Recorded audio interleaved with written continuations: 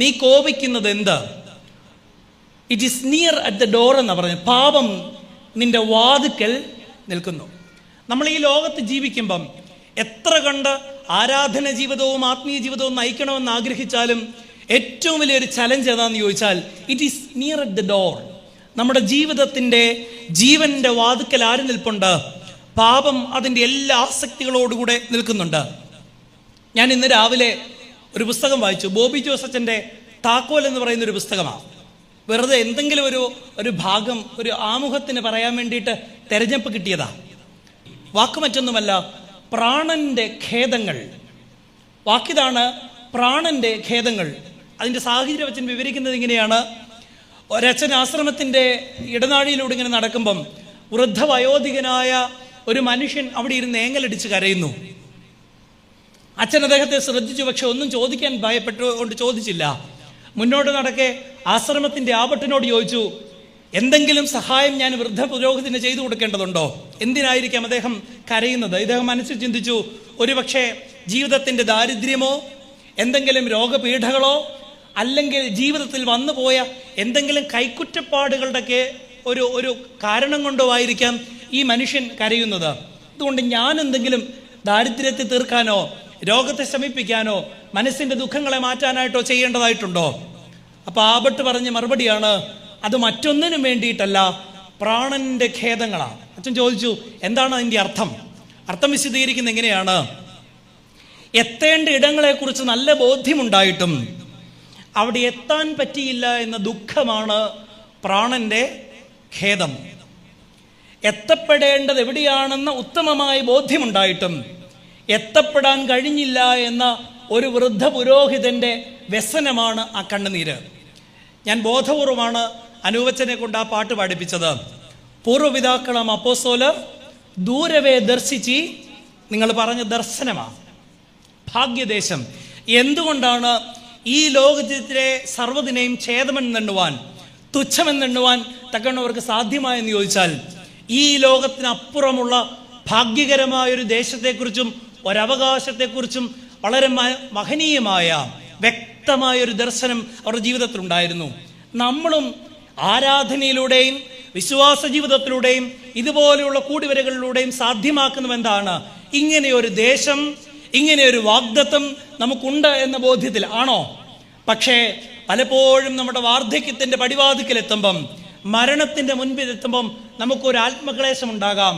ഇതുവരെയോടെയോ ഓട്ടം ശുഭകരമായിരുന്നോ? ഞാൻ വൈദികർ, കോട്ടയം ഭദ്രാസനത്തിലെ വൈദികർക്ക് ധ്യാനമെടുത്തപ്പം ഒരു കഥ പറഞ്ഞത് ഇങ്ങനെയാണ്. പോളണ്ടിലെ വൃദ്ധനായ ഒരു വൈദികനെ കാണാൻ പട്ടവേറ്റ ചെറുപ്പക്കാരനെ അയച്ചു ചെന്നു. ഈ പട്ട കേൾക്കുമ്പം വലിയ തീവ്രതയും കുറച്ചങ്ങോട്ട് ചെയ്ത് കഴിയുമ്പോൾ തീവ്രത പലപ്പോഴും കുറയാറുണ്ട് എന്നൊരു പരാതി വൈദികരെ കുറിച്ച് പറയാറുണ്ട്. അടൂരി അച്ഛന്മാരെ കുറിച്ചല്ല, ഞങ്ങളുടെ വടക്കോട്ടുള്ള അച്ഛന്മാരെ കുറിച്ച്. ഈ തീവ്രത കൂടിയ വൈദികൻ ഓടിച്ചെന്ന് ഇനി അച്ഛൻ എന്തെങ്കിലും അവസാന കാലത്ത് ചെയ്തു തരേണ്ടതുണ്ടോ എന്ന് ഓർത്തോണ്ട് ചെന്ന് വൃദ്ധനായ അച്ഛൻ്റെ അടുക്ക ചെന്നിട്ട് ചോദിച്ചു, അച്ഛൻ എന്തെങ്കിലും പറയാനുണ്ടോ? ആ വൃദ്ധനായ പുരോഹിതൻ അവസാനം പറഞ്ഞ വാക്കുകൾ ഇങ്ങനെയാണ്: a bit more of restraint would have made be a better be raced. ഒരല്പം കൂടെ ക്ഷമ, ജാഗ്രത എൻ്റെ ജീവിതത്തിൽ ഞാൻ പുലർത്തിയിരുന്നുവെങ്കിൽ ഞാൻ ഉത്തമനായ ഒരു പുരോഹിതൻ ആയിരുന്നേനെ. ഞാനിപ്പോഴും ചിന്തിക്കുന്നുണ്ട്, വൈദികനായ ആദ്യകാലത്തെ തീവ്രതയേക്കാൾ ഈ കഥ വായിച്ചതിന് ശേഷം എൻ്റെ ജീവിതത്തിൽ ഒരു മാനസാന്തരം എനിക്ക് തോന്നിയിട്ടുണ്ട്. A bit more of restrain, ഒരല്പം ജാഗ്രത. അതുകൊണ്ട് ഞാൻ വൃദ്ധനായ ശേഷം മാനസാന്തരപ്പെടാമെന്നല്ല കരുതേണ്ടുന്നത്. ഓരോ ജാഗരണങ്ങളിലും പ്രാർത്ഥനകളിലും ആരാധനകളിലും വേദവ്യാഖ്യാനങ്ങളിലും പങ്കെടുക്കുമെന്ന് നമ്മൾ ചിന്തിക്കണം, ഇപ്പോൾ ഈ നിമിഷം ദൈവമേ എൻ്റെ ജീവിതത്തിൽ ഒരു രൂപാന്തരം, ഒരു രൂപീകരണം എന്നിൽ ഉണ്ടാക്കണമെന്ന് ആത്മാർത്ഥമായി നിങ്ങൾ പ്രാർത്ഥിക്കണം. It is near at the door, നമ്മുടെ വാതിക്കൽ അവൻ നിൽക്കുന്നു. 3 കാര്യങ്ങളാണ് പ്രത്യേകിച്ച് ഇന്ന് ഞാൻ നോട്ടീസ് കണ്ടപ്പം ഇതിനുശേഷം യുവജനങ്ങൾക്ക് വേണ്ടി പ്രാർത്ഥിക്കണമെന്ന് കണ്ടു. പക്ഷേ യുവജന പ്രസ്ഥാനത്തിൽ പങ്കെടുക്കുന്ന ആരെയും ഞാൻ ഇതിനകത്ത് കാണുന്നില്ല. പക്ഷേ നിങ്ങളെല്ലാം ഒരു കാലത്ത് ആരായിരുന്നു? യുവജനങ്ങളായിരുന്നു അല്ലേ? ഒരു കാലത്ത് നമ്മൾ ചുറുചുറുക്കോടുകൂടി നടന്നതാണ്. പ്രത്യേകിച്ച് യുവജനങ്ങളെ മുൻനിർത്തിയാണ് ഞാൻ ഒരുക്കിയത്. പക്ഷേ യുവജനങ്ങളെ കാണാത്തതുകൊണ്ട് നിങ്ങളോട് പറയാം, മനസ്സിൻ്റെ യുവത്വം കാത്തു സൂക്ഷിക്കുന്ന നിങ്ങളോട് പറയാം, 3 ജീവിതത്തിലെ ഉണ്ടാകാൻ ഇടയുള്ള 3 സാധ്യതകൾ, പാപം വലിച്ചിഴയ്ക്കാനിടയുള്ള 3 സാധ്യതകളും ആ സാധ്യതകളെ അതിജീവിച്ച വേദപുസ്തകം പരിചയപ്പെടുത്തുന്ന ചില വ്യക്തികളെയും പരിചയപ്പെടുത്തിക്കൊണ്ട് ഞാൻ എൻ്റെ പ്രസംഗം അവസാനിപ്പിക്കാം. 1, ജീവിതത്തിൻ്റെ ആദ്യത്തിൽ നാം ഏറ്റവും ശ്രദ്ധയോടുകൂടെ ക്രൈസ്തവ ജീവിതം നയിക്കേണ്ടതിന് ഏറ്റവും ആദ്യത്തിൽ ജാഗ്രത പുലർത്തേണ്ടുന്ന ഒരു കാര്യമാണ് പ്രശസ്തി. ഓർത്തിരിക്കാൻ എളുപ്പത്തിന് 3 ചെറിയ വാക്കുകളെ ഞാൻ പറയത്തുള്ളൂ. 3ഉം പ്രായില. ഞാനിപ്പം പ്രവർത്തിക്കുന്നത് കണ്ടനാട് വെസ്റ്റ് ഭദ്രാസനത്തിലാണ്, പരിശുദ്ധ കാതോലിക്ക ബാബാ തിരുമനസിൻ്റെ പ്രസ്ഥാനത്തിൽ. തിരുമേനി അവിടെ 10-16 സ്ഥാപനങ്ങൾ ചാരിറ്റി പ്രസ്ഥാനമായിട്ട് തുടങ്ങി. എല്ലാത്തിൻ്റെയും പേര് പ്രായ. ഞാനും ഒരു പ്രായക്കകത്ത് വർക്ക് ചെയ്യുന്ന ഒരു ഭ്രാന്തനാണ്. ഞാൻ നടത്തുന്ന പ്രസ്ഥാനത്തിൻ്റെ പേരാണ് പ്രമോദം. 20 ആശുപത്രികളിൽ 18 വർഷമായി തിരുമേനി ഉച്ചഭക്ഷണം ഇങ്ങനെ കൊടുത്തുകൊണ്ടിരിക്കുക. രാവിലെ കഞ്ഞി വെച്ച് അത് വണ്ടിയിൽ ടാറ്റ പറഞ്ഞ് വിടുന്ന ജോലിയാണ് എൻ്റേത്. അതുകൊണ്ട് ഞാൻ ഇന്ന് അടൂർ ഭദ്രാസനത്തിൽ വന്ന് പറയാൻ പോകുന്നതും പ്രായ. അവസാനം പക്ഷേ എൻ്റെ പ്രായം എല്ലാം കൂടെ കേട്ട് നിങ്ങൾ എന്നെ പ്രാകരുത്, എഴുന്നേറ്റിരിക്കാൻ ശേഷിയില്ലാത്തൊരച്ഛനാണ്. ഒന്നാമത്തെ എന്താ? പ്രശസ്തി. It is near at the door. യോഹന്നാന്റെ സുവിശേഷം മറ്റ് സുവിശേഷങ്ങളിൽ നിന്ന് ഒരല്പം വിഭിന്നമാണ്. സാധാരണ കെട്ടുകഥകളെയോ അല്ലെങ്കിൽ സാധാരണ നമ്മൾ കേട്ടുപരിചയിച്ച മറ്റ് സുവിശേഷകന്മാർ പറയുന്ന രീതികളോ സാഹചര്യങ്ങളോ ഒന്നുമല്ല യോഹന്നാൻ പറഞ്ഞ് ആരംഭിക്കുന്നത്. 1-ാം അധ്യായത്തിൽ യോഹന്നാൻ വളരെ കണിശക്കാരനായ ഒരു മനുഷ്യനെ പരിചയപ്പെടുത്തുന്നുണ്ട്. മറ്റാരുമല്ല, യോഹന്നാൻ സ്നാപകനാണ്. ആണോ? ദൈവത്തിൻ്റെ വാഗ്ദാനങ്ങളെ, ദൈവവും സ്വർഗവും കൊടുത്ത നിയോഗങ്ങളെ ജീവിതത്തിൻ്റെ ഒരനുഭവങ്ങളിലും അതിനൊരു കോംപ്രമൈസ് വെക്കാതെ ഒരു ഭയവും കൂടാതെ നിർവഹിച്ച വ്യക്തിയുടെ പേരാണ് യോഹന്നാൻ സ്നാപകൻ. അങ്ങനെ യോഹന്നാൻ തൻ്റെ നിയോഗം തീവ്രമായും ശുഭകരമായും നിർവഹിക്കുന്ന ഒരു സന്ദർഭത്തിൽ യോഹന്നാന്റെ സുവിശേഷം 1-ാം അധ്യായം 19-ാം വാക്യം 20-ാം വാക്യത്തിൽ നമ്മൾ കാണുന്നുണ്ട്, നീ ആരെന്ന് യോഹന്നാനോട് ചോദിക്കേണ്ടതിന് യഹൂദന്മാർ യെരൂശലേമിൽ നിന്ന് പുരോഹിതന്മാരെയും ലേവ്യരെയും അവൻ്റെ അടുക്കൽ അയച്ചപ്പോൾ അവൻ്റെ സാക്ഷ്യം എന്തെന്നാൽ, യെരൂശലേമിൽ നിന്ന് യഹൂദന്മാരും ലേവ്യരും അല്ലെങ്കിൽ ആ മതത്തിൻ്റെ പുരോഹിതന്മാരെന്ന ഊറ്റം കൊള്ളുന്നവരുമായ പ്രധാന അധ്യക്ഷന്മാരൊക്കെ ആളുകളെ അയച്ചിട്ട് യോഹന്നാനോടൊരു ചോദ്യം ചോദിക്കാൻ പോകുക. Who are you? നീ ആരാ? യോഹന്നാൻ സ്വാഭാവികമായിട്ടും പറയേണ്ടുന്ന മറുപടി എന്താ? മരുഭൂമിയിൽ വിളിച്ചു പറയുന്നവൻ്റെ പേരാവിതെന്ന് വേണമെങ്കിൽ പറയാം, അല്ലേ? നമ്മളോട് ആരെങ്കിലും നമ്മുടെ പേര് ചോദിച്ചാൽ എന്നാ പറയും? ഞാൻ കടമ്പനാട് കത്തീഡ്രൽ പള്ളിയിലെ ഇന്ന കുടുംബത്തിലെ ഇന്ന വികാരിയച്ച് നടത്തുന്ന ഇന്ന പ്രാർത്ഥനയോളത്തിലെ ഇന്നയാളുടെ മകളും ഇന്നയാളുടെ ഭാര്യയും ഇന്നയാളുടെ പറയുമോ? നമ്മൾ നേരെ നമ്മുടെ പേര് പറയും. Who are you? I M Nobin Philip എന്ന് പറയാം, അല്ലേ? യോഹന്നാൻ പറഞ്ഞ മറുപടി വളരെ ശ്രദ്ധേയമാണ്. വേദപുസ്തകം ഇതൊക്കെ വളരെ ഭംഗിയായിട്ട് വായിക്കുന്നവർക്ക് മാത്രം ഉണ്ടാകുന്ന സംശയമാണ്. അല്ലെങ്കിൽ നമ്മളിങ്ങനെ തലത്തുണിയിട്ട് കേൾക്കാൻ വേണ്ടി മാത്രം. അവനോട് ചോദിച്ചത് നീ ആരാ? പക്ഷെ യോഹന്നാന്റെ മറുപടി ഞാൻ ക്രിസ്തുവല്ല. എന്തായിരിക്കാം ഈ ചോദ്യവും ഉത്തരവും ഇവിടെ അർത്ഥമാക്കുന്നത്? എല്ലാം യൂതന്മാർ കുറേ നാളുകളായി പല അടിമത്തങ്ങളിലൂടെ കടന്നു വന്നവരാ. അവർ നിശ്ചയമായും പ്രതീക്ഷിക്കുന്ന ഒരു രാജാവിൻ്റെ വാഴ്ചയുണ്ട്. അവരുടെ ജീവിതചക്രങ്ങളിൽ, അങ്ങനെ ജീവിത ചരിത്രത്തിൽ പലരുടെയും കീഴിൽ അവർ ജീവിച്ച ചരിത്രം നമ്മൾ പഠിക്കുന്നുണ്ട്. അസീറിയക്കാർ, ഖൽദയക്കാർ, ബാബിലോണിയക്കാർ, ഗ്രീക്കുകാർ, റോമൻകാർ. അതുകൊണ്ടാണ് വിപ്ലവകാരിയായ ഒരു എരിവുകാരനായ തൻ്റെ ജീവിതത്തിൽ ഒരു നിഷ്ഠ പുലർത്തിയ ഒരു മനുഷ്യനെ അല്ലെങ്കിൽ ഒരു പബ്ലിക് ഫിഗറിനെ രാജാവായിട്ട് പ്രതീക്ഷിച്ചിരുന്ന, അത് ആത്മാർത്ഥത കൊണ്ടൊന്നുമല്ല, അങ്ങനെ ഒരു രാജാവിനെ തങ്ങൾക്ക് വേണമെന്ന് ആഗ്രഹിച്ചിരുന്ന പുരോഹിതവർഗം അവര് ഈ യോഹന്നാന്റെ അടുക്കലേക്ക് സമീപിക്കുകയാണ്. ഞങ്ങളുടെ രാജാവാകാമോ? ഇതാ ചോദ്യം. അതിനാണ് ചോദിക്കുന്നത്, നീ ആരാണെന്ന് ഞങ്ങളോട്. അതിനവർ ചോദിച്ച ചോദ്യത്തിന് മറുപടി കൊടുത്തതാണ്, ഞാൻ ക്രിസ്തുവല്ല. ഇന്ന് നമ്മൾ ജീവിക്കുന്ന ഈ ലോകം ആളാകാൻ എന്തു മാർഗമുണ്ടെന്ന് അന്വേഷിക്കുന്ന ലോകമാണ്. എനിക്ക് ജോച്ചനോട് വലിയ സന്തോഷം തോന്നി. എന്നെ ഏതായാലും ഉത്തരത്തിന് മണ്ടേ കയറ്റി വെച്ചില്ല. സാധാരണ ഏറ്റവും സഹിക്കാൻ പാടില്ലാത്തൊരു കാര്യമാണ് സ്വാഗതം. ഒരു പരിചയമില്ലാത്ത ആളായിരിക്കും, പക്ഷേ സ്വാഗതം പറയുന്ന കേട്ടാത്തൊട്ടും കഴിഞ്ഞ ജന്മത്തിലെ ഞങ്ങൾ രണ്ടും ഭയങ്കര ഉത്തരത്തിന് മണ്ട ഇരുത്തിയേച്ച് താഴെ ഇറക്കാത്ത വലയച്ചന്മാരും ഉണ്ട്. സ്വാഗതത്തിന് യാതൊരു പ്രസക്തി. യോഹന്നാൻ എൻ്റെ ഒരു റോൾ മോഡലാണ്. സഭാജീവിതത്തിന് ഞാൻ എപ്പോഴും ജീവിതത്തിൽ കണ്ടുപിടിക്കുന്ന ഒരു മനുഷ്യനെ. കാരണം എന്താ? ഉന്നത കുലജാതനാണ് ആര്? യോഹന്നാൻ സ്നാപകൻ. ആരുണ്ട്? അവൻ്റെ അപ്പനാരാ? സാധാരണ കർത്തൂപ്പായിട്ട് അച്ഛനല്ല, പുറമെ ഒരു കുരിശും കൂടി ഇട്ട അച്ഛനാ. കോറപ്പിസ്കോപ്പായുടെ മകനാ. സക്കറിയ പുരോഹിതന്റെ മകൻ. ലേവ്യ ഗോത്രത്തിൽ പിറന്നവൻ. 30 വർഷത്തോളം മരുഭൂമിയിൽ ജീവിച്ച ഋഷ്യശൃംഖനേക്കാൾ പ്രസക്തനായ മനുഷ്യനായിരുന്നു ആര്? ആണോ? കുറച്ചൊന്ന് തപസ്സനുഷ്ഠിച്ചാൽ തന്നെ സാധാരണഗതി മലങ്കര സഭയിലെ സന്യാസിമാർക്ക് എങ്ങൊന്നില്ലാത്ത അഹങ്കാരമാണ്. അവിടെയാണ് 30 വർഷത്തിന് മേലെ സന്യാസ ജീവിതം അനുഷ്ഠിച്ചവനാണ് യോഹന്നാൻ. പക്ഷേ ഇതെല്ലാം അനുഷ്ഠിച്ച് തീവ്രമായ ജീവിതത്തിൻ്റെ വക്താവായി അപ്പൻ്റെ പുരോഹിത വേഷങ്ങളല്ല, അതിന് മീതെ ദൈവത്തിൻ്റെ നിയോഗം ധരിച്ച ഒരു മനുഷ്യനായിരുന്നു ആര്? യോഹന്നാൻ. അതുകൊണ്ട് ഞാൻ പറയും, സാധാരണഗതി ഞങ്ങളുടെ കോട്ടയത്തൊക്കെ ഒരു പരർച്ചിൽ പറയാറുണ്ട്, ഈ അച്ഛന്മാരുടെ പിള്ളേരും സാറുമാരുടെ പിള്ളേരും ഈ അനൂപച്ചൻ രണ്ടും കൂടെ ചേർന്ന രണ്ടല്ല ടീച്ചറുടെ മകൻ ഏതാണ്ട് ഇവിടെ ഇരിപ്പുണ്ട്. സാധാരണ എങ്ങനെ പറയണം? ഞങ്ങളുടെ നാട്ടിൽ പറയുന്നത് ഇങ്ങോട്ട് പറയുമെന്ന് എനിക്കറിയത്തില്ല, അല്ലേ? വേണമെങ്കിൽ വേദപുസ്തക പുരോഹിതന്റെ മകനായിട്ടും യോഹന്നാൻ ആരായില്ല? ഒരു പുരോഹിതനായില്ല. വേണമെങ്കിൽ അച്ഛൻ്റെ ദൃഷ്ടാന്തക്കുറവാണെന്ന് വേണമെങ്കിൽ, കാരണം സുറിയാനി ക്രിസ്ത്യാനിക്ക് ഇന്ന് ഏറ്റവും സന്തോഷമുള്ള കാര്യം എന്നാ? നമ്മുടെ വികാരിയെ 10 കുറ്റം പറയുന്ന, അല്ലേ? ഞാനിപ്പോൾ അക്കാര്യത്തിൽ ഏറ്റവും ധന്യനാണ്. ഇടവപ്പള്ളിയില്ല, പൊതുയോഗം നടത്തണ്ട, കമ്മിറ്റി നടത്തണ്ട, കൽപ്പന അധികം വായിക്കേണ്ട, അധികം പിരിക്കണ്ട. 10 പേര് വന്നാൽ അവരുടെ മുമ്പ് സന്തോഷമായിട്ട് കഴിഞ്ഞ വർഷത്തെ ദനഹ പെരുന്നാളിന് ഞാനും ഒരു ശുശ്രൂഷക്കാരനും 2 കുഴിയിലോട്ട് പോകാറായ 2 അമ്മച്ചിമാരും മാത്രമേ ഉള്ളായിരുന്നു. ഇതുപോലെ ആനന്ദപ്രദമായ ഒരു ദനഹ ഞാൻ നടത്തിയിട്ടില്ല. കർത്താവും യോഹന്നാനും കഴിഞ്ഞ പിന്നെ അതുപോലെ നടത്തിയത് ഞാനാണെന്നാണ് ഞാൻ വിചാരിക്കുന്നത്. കാരണം ദനഹ ഇടദോസം വന്ന് നമ്മൾ ആരും പള്ളിയിൽ പോകാറില്ല. കഴിഞ്ഞ വർഷം, അതിന് മുമ്പിലത്തെ വർഷം, അന്ന് കുറച്ച് ആളുകൾ ആദ്യമായിട്ട് എന്ത് കണ്ടു? ദനഹ കണ്ടു. ഇനി ഈ തിങ്കളാഴ്ച ദനഹ പെരുന്നാളാണ്. നിങ്ങൾ കടമ്പനാട്ടെ വലിയ പുള്ളികളാന്ന് പറഞ്ഞിട്ട് കാര്യമില്ല. ജീവിതത്തിൽ ഒരിക്കലെങ്കിലും ഈ ദനഹായിലും കൂടെ പങ്കെടുക്കണം. വേണ്ടേ? പോകട്ടെ.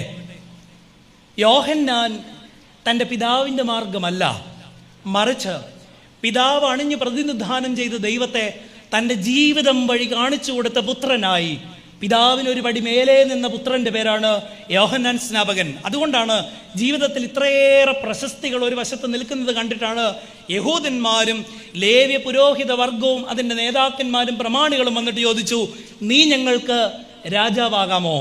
നമ്മളോട് ഈ ചോദ്യം ആരെങ്കിലും ചോദിച്ചാൽ എപ്പോൾ ചാടിയെന്ന് ചോദിച്ചാൽ മതി, അല്ലേ?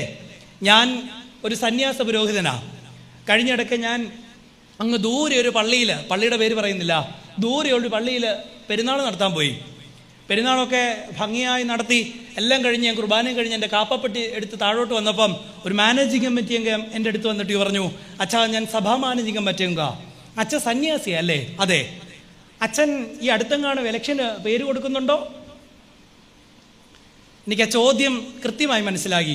അടുത്തെങ്ങാനും കൊടുക്കുന്നുണ്ടെങ്കിൽ അച്ഛൻ ആദ്യം ധൂപം എൻ്റെ ചോട്ടി കാണിക്കണം. അടുത്തെങ്ങാനും അച്ഛന് മെത്രാനാകാൻ താല്പര്യമുണ്ടെങ്കിൽ ആദ്യം ധൂപം. ഇതിന്ന് നമ്മൾ ഇതിങ്ങനെയൊക്കെ പറയുന്നതുകൊണ്ട് എന്നോട് ഇങ്ങോട്ട് പോരാന്ന് നിർത്തി എൻ്റെ സഹപാഠിയായ ഒരു അച്ഛൻ പറഞ്ഞു, അച്ഛൻ സൂക്ഷിച്ചും കണ്ടും പ്രസംഗിക്കണം, ഇല്ല അധികം പ്രസംഗിക്കാൻ പറ്റത്തില്ല. ഏതായാലും ഒരു കിഡ്നി ഉള്ളതുകൊണ്ട് അധികം ജീവിക്കത്തില്ലെന്ന് എനിക്ക് നല്ല ഉറപ്പുള്ളത് കൊണ്ട് ധൈര്യമായിട്ട് പറയാം. നമുക്ക് വലിയ ആഗ്രഹമാണ് നമ്മൾ എന്തെങ്കിലും ഒരു സ്ഥാനങ്ങളിൽ, മഹോന്നതങ്ങളിൽ ആരെങ്കിലും ഇരുത്തണമെന്ന ആഗ്രഹം, അല്ലേ? ഇത് ക്രൈസ്തവ ജീവിതത്തിലൊരു പ്രതിസന്ധിയാണ്. അവിടെയാണ് ഒരു ഓൾട്ടർനേറ്റീവായിട്ട് യോഹന്നാൻ പറയുന്നു, ഞാൻ ക്രിസ്തുവല്ല. പുരോഹിതന്മാർ വിട്ടില്ല. അടുത്ത ചോദ്യം, നീ ഏലിയാവാണോ? Are you Elijah? നീ ഏലിയാവാണോ? അവിടെയും അവർ ഉദ്ദേശം മനസ്സിലാക്കി. പഴയ നിയമത്തിലെ ശ്രേഷ്ഠനായ പുരോഹിതൻ, പ്രവാചകൻ, അദ്ദേഹത്തിൻ്റെ പേര് പറഞ്ഞ് ഈ ജനത്തിൻ്റെ പിൻബലം കിട്ടേണ്ടതിനാ അദ്ദേഹം പറഞ്ഞു, ഐ എം നോട്ട്, ഞാനല്ല. വീണ്ടും അതിബുദ്ധിയോടുകൂടി ഒരു ചോദ്യം, പിന്നെ എന്ത്? R you the prophet? Are you A prophet എന്നല്ല ചോദിച്ചത്, ആർ യു ദ പ്രോഫറ്റ്? ആ പ്രവാചകൻ നീയാണോ?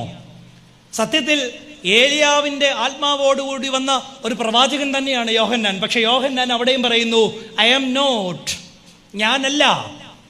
ഞാനല്ല എന്ന് പറഞ്ഞ് വഴിമാറിക്കൊടുക്കാൻ ചിലയിടത്ത് നമ്മൾ പരിശീലിക്കുന്നിടത്ത് നമ്മുടെ ജീവിതത്തെ ദൈവം കാണും. മനുഷ്യനെ മാനിക്കണമെന്ന് മാത്രം ഓർത്ത് ജീവിക്കുന്നിടത്ത് ദൈവം നമ്മുടെ ജീവിതത്തെ മറയ്ക്കും. പക്ഷേ ചിലയിടത്ത് വഴി മാറിക്കൊടുക്കാനും നമ്മൾ പഠിക്കണം. അതുകൊണ്ടാണ് ഞാൻ പറഞ്ഞത്, ജീവിതത്തിൻ്റെ ഒന്നാമത്തെ പ്രലോഭനമാണ് പ്രശസ്തി. ജീവിതത്തിൽ നമ്മെ വഴിതെറ്റിച്ച് കളയാൻ ഇടയുള്ള ക്രൈസ്തവ ജീവിതത്തിലെ ഒന്നാമത്തെ പ്രലോഭനമാണ് പ്രശസ്തി. ഹൂത്തോമ പാടിയാലും ഇല്ലെങ്കിലും, പ്രമിയോൻ സദറ സ്വർഗീയ ശബ്ദത്തോടു കൂടി ചൊല്ലിയാലും ഇല്ലെങ്കിലും, സ്വർഗസ്ഥനായ പിതാവേ എന്ന് ഉള്ളം കൊണ്ട് ചൊല്ലുന്ന ഒരു പുരോഹിതൻ്റെ ശബ്ദം ദൈവം കേൾക്കും. അതുകൊണ്ട് ഞാൻ പറയും, മലങ്കര സഭയിലെ ഏറ്റവും പ്രഗത്ഭനായ വൈദികൻ ചൊല്ലുന്നതിനേക്കാൾ എനിക്ക് ഇമ്പകരമായി തോന്നിയിട്ടുള്ളത് പാമ്പാടി തേറായിലെ തൊണ്ടയ്ക്ക് സർജറി കഴിഞ്ഞിട്ട് ഒരു വാക്ക് പോലും നേരെ ചൊവ്വനെ ഉച്ചരിക്കാൻ കഴിയാത്ത ജോസഫ് റമ്പാച്ചൻ്റെ കുർബാനയാണ്. കേൾക്കുമ്പോൾ അരോചകമാണ്, കാരണം അദ്ദേഹം ഒരു വലിയ ആക്സിഡൻറ്റ്, പക്ഷേ അദ്ദേഹം ചൊല്ലുന്നത് ഹൃദയം കൊണ്ടാണ്. അതുകൊണ്ടാണ് പണ്ട് 23-ാം സങ്കീർത്തനം ഒരു വലിയ സദസ്സിൽ ഒരു ഗായകൻ, ഇന്ന് ഇവിടെ കീബോർഡ് വായിച്ച ജിനുവച്ചനും ഞാൻ ഒരുമിച്ച് പഠിച്ചതാ, മനോഹരമായ ഗായകൻ 23-ാം സങ്കീർത്തനം കീബോർഡിൻ്റെ അകമ്പടിയോടുകൂടി പാടി. അവിടെ ഇരുന്നവരെല്ലാം കൈയടിച്ചു. വെരി ഗുഡ്, നല്ല പാട്ട്. അത് കഴിഞ്ഞ് വൃദ്ധനായൊരു പുരോഹിതൻ എഴുന്നേറ്റ് വന്ന് ഇടറിയ ശബ്ദത്തിൽ 23-ാം സങ്കീർത്തനം വായിച്ചു. ജനം വളരെ നിശബ്ദമായി കണ്ണുനീർ വാർത്തിരുന്നു. അടുത്തയാൾ എഴുന്നേറ്റ് വന്നിട്ട് പറഞ്ഞു, ഒന്നാമത് ഈ സങ്കീർത്തനം കീബോർഡിൽ വായിച്ച് കേൾപ്പിച്ച ആൾക്ക് പാട്ടറിയാം, സങ്കീർത്തനം അറിയാം, 23-ാം സങ്കീർത്തനം അറിയാം. രണ്ടാമത് ഇത് ആലപിച്ച വൃദ്ധ പുരോഹിതന് 23-ാം സങ്കീർത്തനത്തിലെ ഇടയനെയും അറിയാം. വ്യത്യാസമുണ്ടോ? 23-ാം സങ്കീർത്തനം നമ്മുടെ കുഞ്ഞുങ്ങൾക്കറിയാം, പക്ഷെ 23-ാം സങ്കീർത്തനത്തിലെ ഇടയനെ പരിചയപ്പെടുത്തി കൊടുക്കാൻ നമ്മൾ മറന്നു പോകരുത്. ആണോ? പലപ്പോഴും നമുക്ക് ജീവിതത്തിൽ നമ്മൾ കുഞ്ഞുങ്ങളോടും പറയും, നീ മുൻപോട്ട് പോ. ഞാൻ ഇന്നലെ കഴിഞ്ഞ ദിവസം ദേവലോകത്തായിരുന്നു എൻ്റെ പ്രസംഗം. അന്നേരം ഞാൻ ഓർപ്പിച്ച ഒരു കാര്യമാണ്, വേദപുസ്തകത്തിൽ എനിക്ക് ഏറ്റവും ഇഷ്ടപ്പെട്ട ഒരു അമ്മയുണ്ട്. അമ്മയുടെ പേര് പറയുന്നില്ല, മകൻ്റെ സ്വഭാവത്തിലൂടെയാണ് അമ്മയെ തിരിച്ചറിയുന്നത്. യേശു തമ്പുരാൻ്റെ നമുക്ക് ഏറ്റവും ഇഷ്ടമുള്ള ഒരു അത്ഭുതമാണ് 5 അപ്പവും 2 മീനും കൊണ്ട് വർധനമുണ്ടാക്കുന്നത്. സംശയിച്ചവന്മാരുടെ ഒക്കെ തലേ അവസാനം കൊട്ടയിൽ അപ്പം എടുപ്പിച്ചിട്ടാണ് അപ്പം വിട്ടത്. ആണോ? അവിടെയാണ് ശിഷ്യന്മാരോട് ചോദിച്ചു, ഈ ജനം ഇത്രയും നേരം ഈ പ്രസംഗം കേട്ടുകൊണ്ടിരുന്നു, ക്ഷീണിച്ച് തളർന്നു പോയേക്കാം, അവർക്ക് എന്തെങ്കിലും ഭക്ഷണം? 12 ശിഷ്യന്മാരും ഇവിടെ അടൂർ കോളേജിൽ പഠിച്ചതുകൊണ്ടായിരിക്കാം, എക്കണോമിക്സ് പഠിച്ചവന്മാർ പറഞ്ഞു നടക്കത്തില്ല, ഇത് നമ്മുടെ ചെറിയ കൈമുത്തേലൊന്നും നടക്കുന്ന പരിപാടിയല്ല. അവിടെയാണ് അന്ത്രയോസിന് ഒരു ശകലം വെളിച്ചമുണ്ടായിരുന്നുകൊണ്ട് അന്ത്രയോസ് ഒരു ചെറു ബാലനെ കണ്ടുപിടിച്ചുകൊണ്ടുവന്ന് പറഞ്ഞത്. അവൻ്റെ കയ്യിൽ എന്തുമാത്രം ഉണ്ടായിരുന്നു? എന്തുമാത്രം സ്ഥാനം ഉണ്ടായിരുന്നു? ഉറക്കം വരുന്നോ? 5 അപ്പവും 2 മീനും. നിങ്ങൾ എപ്പോഴെങ്കിലും ചിന്തിച്ചിട്ടുണ്ടോ? എല്ലാവരും പറയും 60 വയസ്സും അതിന് മുകളിലോട്ട് ചെന്നാൽ ആച്ചാ നല്ല ജീവിതം, ഇതുപോലെ കള്ളന്മാരെ വേറെ ഞാൻ ഈ പ്രായത്തിൽ കണ്ടിട്ടില്ല. പിള്ളേരൊക്കെ ചൊവ്വ് കേട്ടതാണെന്നാണ് പറയുന്നത്. എൻ്റെ അഭിപ്രായം നേരെ തിരിവാണ്. ഞാൻ കഴിഞ്ഞതിൻ്റെ മുമ്പിലത്തെ വർഷം ഒരു എഞ്ചിനീയറിംഗ് കോളേജിലാണ്. ഞാൻ പറയും ഏറ്റവും നല്ലത് നമ്മുടെ കുഞ്ഞുങ്ങൾ തന്നെയാണ്. ചിലത് കാണും മോശപ്പെട്ട ബോധം. അവിടെയാണ് 60 കഴിഞ്ഞ് കുറേ പേർ അവിടെ ഉണ്ടായിരുന്നു. 5000 പുരുഷന്മാരും അവരുടെ ഭാര്യമാരും അവരുടെ കുഞ്ഞുങ്ങളും കൂടെ ചേർന്നാണ് ബഹുപുരുഷാരം. ആണോ? 60 കഴിഞ്ഞ്, അല്ലെങ്കിൽ വേണ്ട 60 കഴിഞ്ഞവരൊക്കെ ക്ഷമിക്കണമെന്നൊന്നും ഞാൻ പറയുന്നില്ല, സ്വഭാവം ഏകദേശം അങ്ങനെയൊക്കെ തന്നെയാണ്. 60 കഴിഞ്ഞ് അപ്പച്ചന്മാരൊക്കെ വീട്ടിൽ നിന്ന് കൊണ്ടുവന്ന് പൊതി കക്ഷത്തി വെച്ച് അമക്കി പിടിച്ചു. കർത്താവ് എങ്ങനെ ചോദിച്ചാലും ഷുഗർ കഴിക്കേണ്ടതുകൊണ്ട് ഇത് മുഴുവൻ എനിക്ക് തിന്നാനുള്ളതെന്ന് അല്ലേ? നമ്മൾ എന്നേലും പറഞ്ഞ കുർബാന അനുഭവിക്കുന്നില്ല അച്ഛാ, അയ്യോ ഷുഗർ അച്ഛാ, വെറുതെയാ. കക്ഷത്തിൽ അമക്കി പിടിക്കുന്ന അച്ചായന്മാരെ അന്ത്രയോസിന് അറിയാവുന്നതുകൊണ്ട് അന്ത്രയോസ് ഒന്ന് വട്ടം നോക്കി, ദേ ഈ ഇരിക്കുന്ന പോലെ ഒരു പൊടിച്ചിറക്കൻ, അവൻ്റെ കയ്യിൽ അവൻ്റെ അമ്മ ഒരു പൊതി കൊടുത്തു വിട്ടു. പൊതിക്കകത്ത് 5 അപ്പം വെച്ചിട്ട് അമ്മ പറഞ്ഞു, മോനെ ഈ 5 എണ്ണവും നിൻ്റെ തൊള്ളയിലോട്ട് കുരുത്തി കയറ്റാനുള്ളതല്ല, 5 എണ്ണത്തിൽ 3 എണ്ണം നീ തിന്നാലും 2 എണ്ണം വിശന്നിരിക്കുന്ന ആരെങ്കിലും നിൻ്റെ അടുത്തുണ്ടെങ്കിൽ അവന് കൊടുക്കണം. അപ്പം നിങ്ങൾ ചിന്തിക്കുക, അയ്യോ ഇത് അടൂര വേദപുസ്തകത്തിൽ ഇതൊന്നും ഇല്ലല്ലോ എന്ന് അല്ലേ? വർഷങ്ങളായിട്ട് നിങ്ങൾ വായിക്കുന്ന വേദപുസ്തകത്തിലുള്ള കാര്യം തന്നെയാണ് ഞാൻ പറയുന്നത്. പക്ഷെ ദൈവത്തിൻ്റെ മുഖത്തേക്കൂടെ വേദപുസ്തകം വായിച്ചിട്ട് നോക്കിയാലേ നമുക്കിതൊക്കെ ഒന്ന് മനസ്സിലാക്കാൻ പറ്റും. അമ്മ പറഞ്ഞു, മോനെ നിന്റെ പാത്രത്തിൽ തന്നിരിക്കുന്നത് നിനക്ക് മാത്രം ഭക്ഷിക്കാനുള്ളതല്ല. ഇങ്ങനെ അമ്മമാർ പഠിപ്പിച്ച നമ്മുടെ സമൂഹത്തിൻ്റെ പല ദോഷങ്ങളും മാറി കിട്ടും. എന്നിട്ട് അമ്മ അച്ചടക്കം പൊതിയും കെട്ടി വീട്ടിൽ നിന്ന് ഇറങ്ങിയപ്പം അമ്മ വിളിച്ചു പറഞ്ഞു, മോനെ ഇനി യേശുപ്പച്ചെങ്ങനാണെന്ന് ചോദിച്ചാ 5ൽ 2 പൊതി മുഴുവനെ നീ എടുത്തങ്ങ് കൊടുത്തോണം. കൊടുത്തോ? നിങ്ങൾ എത്ര പേര് നിങ്ങളുടെ കുഞ്ഞുങ്ങളെങ്ങനെ നിങ്ങൾ പറയും, എടാ ടിഫിൻ ബോക്സിനകത്ത് മുട്ട വെച്ചിട്ടുണ്ട്, അത് നിനക്ക് മാത്രം തിന്നാൻ, നീ തിന്നില്ല വീട്ടിലെ പട്ടിക്ക് കൊണ്ട് കൊടുക്കണം അല്ലേ? വേറെ ആർക്കും. അതുകൊണ്ട് ചോറിനകത്ത് നമ്മൾ എവിടെയാണ് മുട്ട വെക്കുന്നത്? ചോറിൻ്റെ അടിവശത്താണ്. നമ്മുടെ ചെറുക്കൻ്റെ കൈ മാത്രമേ അല്ലെന്ന് പറ, കള്ളികളെ നുണ പറയുന്നു. നമ്മൾ അഭ്യസിപ്പിക്കുന്നതിൻ്റെ ഒരു പ്രശ്നമാണ് ഞാൻ പറഞ്ഞത്. നമ്മുടെ കുഞ്ഞുങ്ങളെ ഒരു ഓൾട്ടർനേറ്റീവ് പഠിപ്പിക്കണം. അതുകൊണ്ടാണ് വാർദ്ധക്യത്തിൽ താൻ മറന്നുപോയ ഒരു പ്രാർത്ഥനാ സാഫല്യത്തെ കിട്ടിയ പുരോഹിതൻ മൗനം പാലിച്ച് ദൈവസന്നിധിയിൽ നിന്ന് കിട്ടിയ അനുഗ്രഹത്തെ ഓർത്ത് ദൈവത്തിന് മഹത്വപ്പാടി ഇപ്പം വായു തുറന്ന് ദൈവം കൊടുത്തെടുത്ത് പുരോഹിതൻ ഒരു വലിയ വിപ്ലവ ഗാനം പാടി.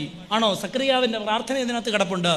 അവിടെ പറയുന്നുണ്ടോ, പൈതൽ ഇനി തനിക്കുള്ളവനല്ല, തൻ്റെ ആഗ്രഹത്തിനുള്ളവനല്ല, സ്വർഗത്തിൻ്റെ നിയോഗത്തിന് വേണ്ടി വന്നവനാ. അതുകൊണ്ട് അവൻ പറഞ്ഞു, ലോകം എനിക്ക് തരുന്ന കിരീടങ്ങളെ വേണ്ട. എൻ്റെ ദർശനം എന്താ? എൻ്റെ ദർശനം ഈ ലോകത്തിനപ്പുറത്തേക്ക് നീളുന്ന എൻ്റെ ദൈവാനുഭവത്തിൻ്റെ വാതിലുകളെ, കിളിവാതിലുകളെ തുറക്കുക എന്നുള്ളതാ. അതിന് ഞാൻ എന്ത് ചെയ്യും? ലോകം എനിക്ക് വെച്ച് നീട്ടുന്ന കിരീടത്തെ ഞാൻ എൻ്റെ കാലുകൊണ്ട് തെറ്റിക്കും. Are you the prophet? No. Are you the Christ? I am not the Christ. ഞാനല്ല ക്രിസ്തു എന്ന് പറയാനുള്ള ആർജവിത്വം. പലപ്പോഴും നമുക്ക് ഇന്ന് ചെറിയ ചെറിയ കാര്യങ്ങളിൽ പോലും വലിയ അഭിമാനങ്ങൾ ഉണ്ടാകുന്ന ഒരു കാലമാണ്. ഞാൻ ഇന്ന് ഈ അടുത്തിടയിൽ ഒരു പ്രസംഗം കേട്ടു. കത്തോലിക്കയിലെ ഒരു പുരോഹിതൻ പറഞ്ഞതാ, അച്ഛൻ ഇങ്ങനെ ധ്യാനം എടുക്കാൻ പോകും, കൂടെ ഒരു ബ്രദറിനെയും കൊണ്ട്, ഒരു സഹോദരന്, ഒരു കൃപാനൽവരമുള്ള ഒരു സഹോദരനാണെന്നാണ് പറഞ്ഞത്. അപ്പം ഈ ഞങ്ങൾ അച്ഛന്മാർക്കൊക്കെ ആണേലും സന്തോഷം, നമ്മൾ പ്രാർത്ഥിച്ച ഒരു വിഷയം സാധ്യമായാൽ നമുക്കുള്ളിലൊരു ആനന്ദം. ചിലരതിനെ പരസ്യമാക്കുകയും ചെയ്യും. അതുകൊണ്ടാണ് ഞങ്ങളുടെ കോട്ടയത്തൊക്കെ ഒരുപാട് പ്രാർത്ഥനാ ഗ്രൂപ്പുകളുണ്ട്. നിങ്ങളുടെ ഏത് പ്രതിസന്ധിയും മാറ്റിത്തരുന്ന ഗ്രൂപ്പുകളാണ്. അടൂരും ഉണ്ടായിരുന്നു, പഠിത്തയുടെ കാലം ചെയ്തെന്ന് ഞാൻ കേട്ടെ. അപ്പം എന്ത് പ്രതിസന്ധി ഉണ്ടെങ്കിലും മാറ്റിത്തരുമെന്ന് നമുക്കും ഇഷ്ടമാണ് അത് കേൾക്കാൻ. എൻ്റെ മഹത്വത്തിന് വേണ്ടിയിട്ടുള്ള ആഗ്രഹങ്ങളുള്ളിടത്താണ്. എൻ്റെ അരമനയുടെ വാതുക്കൽ ഒരു യാക്കോബായ കുടുംബമാണ്. ആ കുടുംബത്തിലൊരു കുഞ്ഞിന് സംസാരിക്കാൻ കഴിയത്തില്ല. എന്നോട് പ്രാർത്ഥന വിഷയം പറഞ്ഞിട്ടുണ്ട്. ഇന്നലെയാണ് ഞാൻ ആ കുഞ്ഞിനെ ആദ്യമായിട്ട് കാണുന്നത്. അവൻ്റെ അമ്മ കുരിശുതൊട്ടി തിരി കത്തിക്കാനായിട്ട് അവനെ കൊണ്ട് പോവുക. വലിയ വായിൽ അവൻ എന്തോ ശബ്ദം ഇങ്ങനെ പുറപ്പെടുവിക്കുക, സംസാരിക്കാൻ കഴിയുന്നില്ല. അവനോട് എന്ത് ചോദിച്ചാലും അവൻ നമ്മളോട് പ്രതികരിക്കത്തില്ല. അമ്മ ഇങ്ങനെ അവനെ വട്ടം കെട്ടിപ്പിടിച്ചു കൊണ്ടുപോവാ. ഞാൻ എൻ്റെ പശുവിനെ ആടിനെയൊക്കെ കെട്ടിയിട്ട് പോകുന്ന സമയത്താണ് കണ്ടത്. അന്നേരം ഞാൻ ചാപ്പലിൻ്റെ നടയിലോട്ട് കയറി വന്നപ്പോൾ ഞാൻ പ്രാർത്ഥിച്ചു, അപ്പാ അനുഗ്രഹിക്കാൻ, സൗഖ്യമാക്കാൻ ഇപ്പം നീ എനിക്കൊരു വരം തന്നിരുന്നെങ്കിൽ ഞാൻ ആ കുഞ്ഞിൻ്റെ തലയിൽ കൈവച്ച് അവന് അമ്മയെന്ന് വിളിക്കാൻ ഒരു അവസരം ഞാൻ കൊടുത്തരാം. അപ്പം കർത്താവ് എന്നോട് പറഞ്ഞു, നിൻ്റെ കയ്യിലോട്ട് ഞാൻ അത് തരാത്തതിൻ്റെ കാരണം നീ ചിലപ്പം അത് കഴിഞ്ഞ് നിഗളിച്ചു പോകും. അല്ലേ? നമുക്ക് പലപ്പോഴും പല അനുഗ്രഹങ്ങളും കൊടുക്കാൻ പറ്റാതെ, ഞാൻ എൻ്റെ കാര്യമാണ് പറയുന്നത്, പറ്റാത്തതിൻ്റെ കാരണം നമ്മളെല്ലാവരും മറ്റുള്ളവരുടെ പ്രശംസയിൽ നിഗളിച്ചു പോകുന്നവരാ. ഈ അച്ഛൻ്റെ കൂടെ പോയ ബ്രദറിനൊരു നൽവരം കിട്ടി. അദ്ദേഹം ആരുടെ തലയ്ക്ക് വെച്ച് പ്രാർത്ഥിച്ചാലും അവരുടെ രോഗം മാറും, ആ രോഗം ഇദ്ദേഹത്തിന് പിടിപ്പെടും. അപ്പം അച്ഛനോട് ഇദ്ദേഹം വലിയ അഹങ്കാരത്തോടു കൂടി പറഞ്ഞു, അച്ഛാ ചുമയുള്ളവൻ്റെ തലയിൽ കൈ വെച്ച് ഞാൻ പ്രാർത്ഥിച്ചാൽ പിറ്റേ ദിവസം എനിക്ക് ചുമയാച്ചാ. കാലുവേദനയുള്ളവൻ്റെ തലയിൽ കൈ വെച്ച് പ്രാർത്ഥിച്ചാൽ പിറ്റേ ദിവസം അവൻ്റെ കാലുവേദന മാറും, എനിക്ക് കാലുവേദനയാച്ചാ. ഇവൻ്റെ അഹങ്കാര വർത്താനം സഹിക്കുക വയ്യാതെ അച്ഛൻ അവസാനം പറഞ്ഞു, ഏതായാലും നിൻ്റെ അടുക്ക ആരെങ്കിലും ഗർഭിണികളൊന്ന് പ്രാർത്ഥിക്കാൻ പറഞ്ഞാൽ നീ ദൈവത്തെ പ്രാർത്ഥിക്കരുതെന്ന് പറഞ്ഞു. നമുക്ക് ദൈവത്തിന് മഹത്വം പാടാനല്ല, ദൈവത്തിലൂടെ നമ്മുടെ മഹത്വങ്ങളെ നേടിയെടുക്കാൻ പലപ്പോഴും നമ്മൾ ശ്രദ്ധിക്കുന്ന ഒരു ലോകത്ത് ബോധപൂർവമായ ഒരു പിന്മാറ്റം നമുക്ക് ആവശ്യമാണ്. പ്രശസ്തിയിൽ നിന്ന് ഇറ്റ് ഈസ് നിയർ ദ. നിങ്ങൾ ചിന്തിക്കുന്നുണ്ടായിരിക്കും, ഇതൊക്കെയാണ് ഒരു സുവിശേഷ പ്രസംഗം? ഇന്ന് സഭാജീവിതത്തിൽ ഏറ്റവും ആവശ്യമായിരിക്കുന്ന എനിക്ക് തോന്നുന്ന കാര്യങ്ങളാണ് ഞാൻ പറഞ്ഞത്. ഒന്ന്, പ്രശസ്തി. അതുകൊണ്ടാണല്ലോ അധികകാലമായില്ല മറന്നുപോയിട്ട് വെള്ളപ്പൊക്കം വന്നപ്പം നിലവിളിച്ചുകൊണ്ട് ഓടിയ വലിയൊരു ജനതയുണ്ടായിരുന്നു. അവരുടെ മുൻപിലേക്ക് ആരോഗ്യ ദൃഢഗാത്രനായ ഒരു ചെറുപ്പക്കാരൻ കുനിഞ്ഞു നിന്നിട്ട് പറഞ്ഞു, എൻ്റെ പുറത്ത് ചവിട്ടി, ഇതിൻ്റെ പേരാണ് ആത്മീയത. ഷൂസ് ഇട്ട് കയറിയ ആൻറ്റിയുടെ പേരല്ല ആത്മീയ സ്ത്രീ എന്നുള്ളത്. ഷൂസ് ഇട്ട് ചവിട്ടാൻ തൻ്റെ പുറം കാണിച്ചു കൊടുത്ത ജെൻസൻ്റെ പേരാണ് ഭക്തൻ. നമ്മളെത്ര പേരെങ്ങനെ ചവിട്ടപ്പെടാൻ നിന്നു കൊടുക്കും, കഴുകപ്പെടാൻ നിന്നു കൊടുക്കും? കഴുകാനുള്ള തയ്യാറെടുപ്പ് നമുക്ക് എത്ര പേർക്കുണ്ട്? ഞാൻ അടുത്തിടയിൽ ഒരു പെരുന്നാൾ നടത്താൻ പോയപ്പം ശുശ്രൂഷക്കാരെ കണ്ടു. ഏറ്റവും കൂടുതൽ കള്ളന്മാരെ കാണണമെങ്കിൽ മദ്ബഹയ്ക്ക് അകത്തോട്ട് കയറിയാൽ മതി. ഞങ്ങൾ കർത്തൂപ്പായിട്ടല്ല കേട്ടോ. എന്നോട് അടുത്തിടയിൽ ഒരാൾ പറഞ്ഞു, അച്ഛാ ശുശ്രൂഷ സംഘത്തിന് ഒരു ക്ലാസ് എടുക്കാൻ വരണം. മാലാഖ കൂട്ടം. ഞാൻ പറഞ്ഞു, തിരിമുറിഞ്ഞ കള്ളന്മാരെ കാണണമെങ്കിൽ അവന്മാർക്ക് ഇട്ടിരിക്കുന്ന പേരാണ്, എല്ലാവരും എന്നോട് ക്ഷമിക്കണം, വേറൊന്നും കൊണ്ടല്ല. അടുത്തിടെ ഞാനൊരു പെരുന്നാളിന് പോയ പെരുന്നാളാണ്. ആ ഇടവകയുടെ ഒരു പ്രത്യേക ദിവസമാണ്. തമ്മിൽ ഭയങ്കര ഈഗോയാണ്. ആര് വായിക്കണം? അഞ്ചാം ദുദ്ധൻ ആര് വായിക്കണം? തമ്മിലടിയാണ്. കാർന്നോര് കുഴിയിലോട്ട് കാല് നീട്ടിരിക്കുന്ന കാർന്നോര് വായിച്ചൊന്നും മനസ്സിലാകത്തില്ല. പക്ഷേ ഇന്നലെ കയറിയ ചെറുക്കനെ കൂട്ടിയോട്ടൊരു തട്ട് കൊടുത്തിട്ട് പറഞ്ഞു, നീ വായിക്കണ്ട, ഞാൻ തന്നെ അഞ്ചാം ദുബ്ദെ വായിച്ചാലേ ശമോൻ ദുസ്തുനി പ്രസാദിക്കത്തുള്ളൂ. എന്നിട്ടാണ് അയാൾ ഒരു നാണവും ഇല്ലാതെ പറയും, കരുണയുള്ള കർത്താവിൻ്റെ മുമ്പാകെ നാം. എന്താ നമ്മുടെ ആരാധന? ഒരു വൈദികർ, ഇത്രയും വൈദികർ കൂടെ നിൽക്കുക, ആദ്യം ശുഭഹോ ആരിടുമെന്ന് ഞങ്ങൾ ചിന്തിച്ചാൽ ഒരു സാധാരണ മനുഷ്യരിൽ നിന്ന് ഈ വസ്ത്രം ധരിക്കാൻ എന്ത് യോഗ്യത ജീവിക്കുന്ന ഈ ലോകത്ത് നമ്മുടെ ക്രൈസ്തവ ജീവിതത്തിലെ ഏറ്റവും വലിയൊരു പ്രലോഭനമായി മാറിയിരിക്കുകയാണ് പ്രശംസ. അവിടെ പറയണം വഴി മാറിക്കൊടുക്കാൻ, അല്ലെങ്കിൽ എൻ്റെ ദൈവത്തിന് വേണ്ടി വഴി ഒരുക്കുവാൻ എൻ്റെ ജീവിതത്തിൽ ചില തലകുനിച്ചിലുകൾ എനിക്ക് ആവശ്യമാണ്. ആരാധനയ്ക്ക് അതുകൊണ്ടല്ലേ പറയുന്നത് നിങ്ങളുടെ തലകളെ ദൈവസന്നിധിയിൽ കുനിക്കണം. അത് മനുഷ്യൻ്റെ മുൻപാകെയും കുനിക്കാൻ തക്കവണ്ണം ഇടയാകണം. മോശയുടെ പുറപ്പാട് പുസ്തകത്തിൻ്റെ വ്യാഖ്യാനം എഴുതിയ നിസായില ഗ്രിഗോറിയോസ് പറയുന്ന ഒരു ഭാഗമുണ്ട്. വൈദിക വേഷങ്ങളെക്കുറിച്ച് വ്യാഖ്യാനിക്കുമ്പം അദ്ദേഹം പറയുന്നുണ്ട്, നിലയങ്കി, അടിതൊട്ട് മുടി വരെയുള്ള പുരോഹിതൻ അണിയേണ്ട നിലയങ്കി, അതിൻ്റെ നിറം നീലയായിരിക്കണം. എനിക്ക് ഏറ്റവും ഇഷ്ടം എൻ്റെ കാപ്പാകളിൽ നീലക്കാപ്പായ. അടുത്തിടെ ഇത് വായിച്ചപ്പോൾ എനിക്ക് ആ കാപ്പായോട് ഒന്നുകൂടി ഇഷ്ടം തോന്നി. കാരണം ഇതാണ്, നീല നിറം ഏതിൻ്റെ നിറമാണ്? മേഘത്തിൻ്റെ നിറമാണ്, ആകാശത്തിൻ്റെ നിറമാണ്. അവിടെ ഗ്രിഗോറിയോസ് പറയുന്ന ഒരു മനോഹരമായ ആശയം ഇതാണ്, മേഘം ഘനമില്ലാത്തതാണ് ആണോ? ആകാശമേഘങ്ങളിൽ അതിനെ ചായ്ച്ച് ദൈവം ഇറങ്ങി വരുമ്പം ഭൂമിയെ തൊടുവാൻ തക്കവണ്ണം ലഘുവായ മേഘങ്ങൾ പോലെ ഘനമില്ലാത്ത ജീവിതമായിരിക്കണം ഒരു പുരോഹിതൻ്റേത് എന്ന് സൂചിപ്പിക്കേണ്ടതിനാണ് അവനോട് പറഞ്ഞു, നീ ഒരു നിലയങ്കി എല്ലാ അച്ഛന്മാരും എടുത്തുകൊണ്ട് നീലക്കാപ്പ തയ്പ്പിച്ചിരിക്കണം. ജീവിതത്തിൽ പ്രശസ്തിക്ക് വേണ്ടിയല്ല, ഘനമില്ലാത്തൊരു ജീവിതത്തിന് ഉടമയാണോ എന്ന് നാം ഓരോരുത്തരും ചിന്തിക്കണം. എൻ്റെ വീട്ടിലെ ഏറ്റവും വലിയ പുള്ളി ഞാനാണെന്ന് ചിന്തിക്കുന്നവനല്ല, മറ്റുള്ളവർക്ക് വേണ്ടി ജീവിക്കാൻ എനിക്ക് സാധിക്കുമെന്ന് പറയുന്ന ഒരു മനുഷ്യനാണ് യഥാർത്ഥ ഭക്തൻ. അതിനുവേണ്ടി തലകുനിച്ചു കൊടുക്കാൻ പറയുന്നവൻ്റെ പേരാണ് ഭക്തൻ. അതുകൊണ്ട് it is near at the door. പ്രശസ്തിയുടെ ഒരു വലിയ വെല്ലുവിളി നമ്മുടെ ജീവിതത്തിന് മുമ്പാകെ ഉണ്ട്. അതിനോട് പറയണം, ഐ ആം നോട്ട്, ഞാനല്ല, മാറിത്തരാം. ഇതിന് ഒരു യോഗ്യത സിദ്ധിക്കാൻ പ്രാർത്ഥിക്കണം. 2 പ്രലോഭനങ്ങളാണ്. ഒന്നാമത് ഞാൻ പറഞ്ഞു, ജീവിതത്തിലുണ്ടാകുന്ന ഒരു പ്രശസ്തിയോടുള്ള നോവർച്ചിലാണ്. 2 പ്രലോഭനങ്ങളാണ്. ഞാൻ പറഞ്ഞല്ലോ, യുവന പ്രസ്ഥാനമായതുകൊണ്ട് യുവജനങ്ങളോട് പറയാൻ വേണ്ടിയിട്ട് ഞാനെടുത്ത ദാനിയേലിൻ്റെ പുസ്തകത്തിലെ 4 ചെറുപ്പക്കാരെ കുറിച്ചാണ്. 606 BC നെബൂഖദ്നേസർ രാജാവ് നാട് കടത്തിക്കൊണ്ടുപോയി അടിമയാക്കി കൊണ്ടുപോയ യഹൂദന്മാരിൽപ്പെട്ട 4 ചെറുപ്പക്കാർ അടിമയാക്കി കൊണ്ടുപോയതാ. പക്ഷെ ഇവർ വളരെ സമർത്ഥരാണ്. അവരുടെ 8 ഗുണങ്ങളെ പറ്റിയൊക്കെ ദാനിയേലിൻ്റെ പുസ്തകത്തിൽ പറയുന്നുണ്ട്. എല്ലാം വിവരിക്കാൻ പോയാൽ ഇന്ന് സമയം തികയാതെ. 8 ഗുണങ്ങളുള്ള ഈ ചെറുപ്പക്കാരെ കണ്ടിട്ട് സുന്ദരന്മാരും കുലീനന്മാരും സമർത്ഥരും എല്ലാ വിഷയങ്ങളിലും നിപുണന്മാരുമായ ഈ ചെറുപ്പക്കാരെ കണ്ടിട്ട്, നല്ല യുവത്വത്തിൽ നിൽക്കുന്ന ഈ ചെറുപ്പക്കാരെ കണ്ടിട്ട് നെബൂഖദ്നേസർ രാജാവ് പറഞ്ഞു, ഈ 4 ചെറുപ്പക്കാരെ മാറ്റി പാർപ്പിക്കണം. ഇവരെ കൽദായരുടെ വേഷവും വിദ്യകളും ഭക്ഷണവും എല്ലാം ശീലിപ്പിക്കണം. എന്നിട്ട് ഇവരെ ഈ ദേശത്തിൻ്റെ ഉദ്യോഗാർത്ഥികളായി നമുക്ക് മാറ്റണം. അതുകൊണ്ട് എന്ത് ചെയ്തു? രാജാവ് പറഞ്ഞു, എൻ്റെ മേശയിൽ നിന്ന് ഇവർ കുടിക്കട്ടെ, ഇവർ ആഹാരം കഴിക്കട്ടെ. നമുക്കങ്ങനെ ഒരു സ്കോപ്പ് കിട്ടിയാൽ നമ്മളെന്തോ ചെയ്യും? എപ്പോൾ രാജാവിൻ്റെ മേശയിൽ നിന്ന് കിട്ടാവുന്നതൊക്കെ അടിച്ചു മാറ്റിയത് ചോദിച്ചാൽ മതി. നമ്മളോട് ഒരു ഓഫർ പറയാ, ഇന്ന് തിരുമേനയുടെ കൂടെ വൈകിട്ട് ഒരു ലഞ്ചെന്ന് പറഞ്ഞാൽ നമ്മൾ സുവിശേഷ യോഗത്തിന് വരുമോ, അപ്പുറം തിരുമേൻ്റെ അരമനെ പോവോ?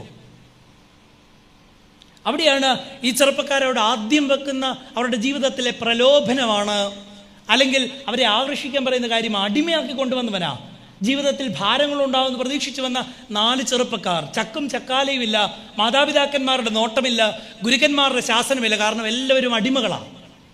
ആരെങ്ങനെ നടന്നാലും ഒരു കുറ്റവും പറയാനില്ലാത്ത ജീവിതത്തിൻ്റെ ഒരു അനുഭവത്തിലാണ് അവർ നിൽക്കുന്നത്. അതുകൊണ്ട് അവരോട് പറഞ്ഞു, ഞാൻ രാജാവിൻ്റെ മേശയിൽ നിന്ന് ഭക്ഷണം കഴിക്കാം, രാജാവ് കുടിക്കുന്ന പാനീയത്തിൽ നിന്ന് കുടിക്കാം, രാജാവ് തരുന്ന വിദ്യ അഭ്യസിക്കാം. അതോടൊപ്പം അവരോട് പറഞ്ഞു, നിങ്ങൾ നാട് കടത്തി കൊണ്ടുപോകുന്നവരല്ലേ, അതുകൊണ്ട് ഒരു ചെറിയ കറക്ഷൻ ആദ്യം വരുത്തണം. നിങ്ങളുടെ പേരുകളൊക്കെ ഒന്ന് മാറ്റണം.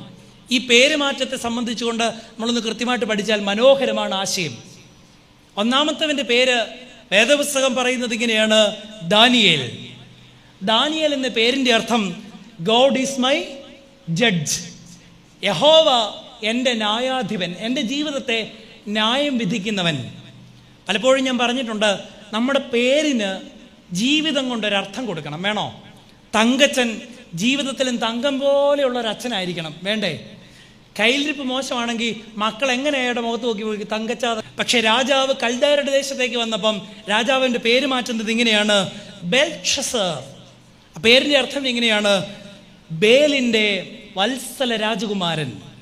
ബെൽഷസർ, ബേലിൻ്റെ വത്സല രാജകുമാരൻ, പ്രിയപ്പെട്ടവൻ. ബേൽ എന്ന് പറയുന്ന രാജാവിൻ്റെ അല്ലെങ്കിൽ ദേവൻ്റെ വത്സല രാജകുമാരൻ. പക്ഷെ ദാനിയേൽ പറഞ്ഞു, നീ ഇട്ട പേര് അവിടെ ഇരിക്കട്ടെ, എൻ്റെ പേര് യഹോവ എൻ്റെ ന്യായാധിപൻ.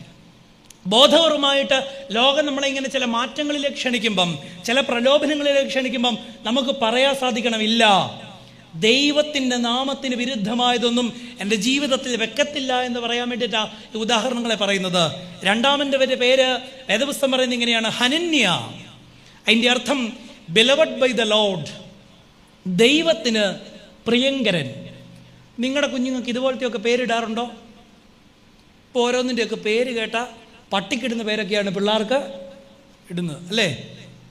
എന്നോടൊരച്ഛൻ പച്ചയ്ക്ക് പറഞ്ഞിട്ടുണ്ട്, അച്ഛൻ്റെ പേരെന്നാ നോബിൻ. എന്നോട് അച്ഛൻ ചോദിക്കുക, പട്ടിക്കിടുന്ന പേരൊക്കെയാണ് ഇപ്പം അച്ഛന്മാർക്ക് ഇടുന്നതെന്ന് പറഞ്ഞു.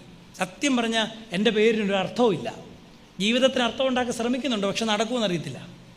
അതുകൊണ്ട് നിങ്ങൾ കുഞ്ഞുങ്ങൾക്ക് പേരിടുമ്പം നിങ്ങളുടെ വികാരി അച്ഛനോട് പോയി ചോദിക്കണം, അച്ഛാ, അർത്ഥമുള്ള ദൈവം പ്രസാദിക്കുന്ന ഒരു പേര് പറഞ്ഞതാ. അപ്പം ഞാൻ ഇന്ന് നിങ്ങൾക്കൊരു പേര് പറഞ്ഞു തരാം. മക്കളോ കൊച്ചുമക്കളോ ഒക്കെ ഉണ്ടാകുന്നെങ്കിൽ, ആൺപിള്ളേരാണെങ്കിൽ ഇട്ടോണം ഹനന്യ, ബിലവഡ് ബൈ ദ ലോർഡ്, ദൈവത്തിന് പ്രിയങ്കരൻ.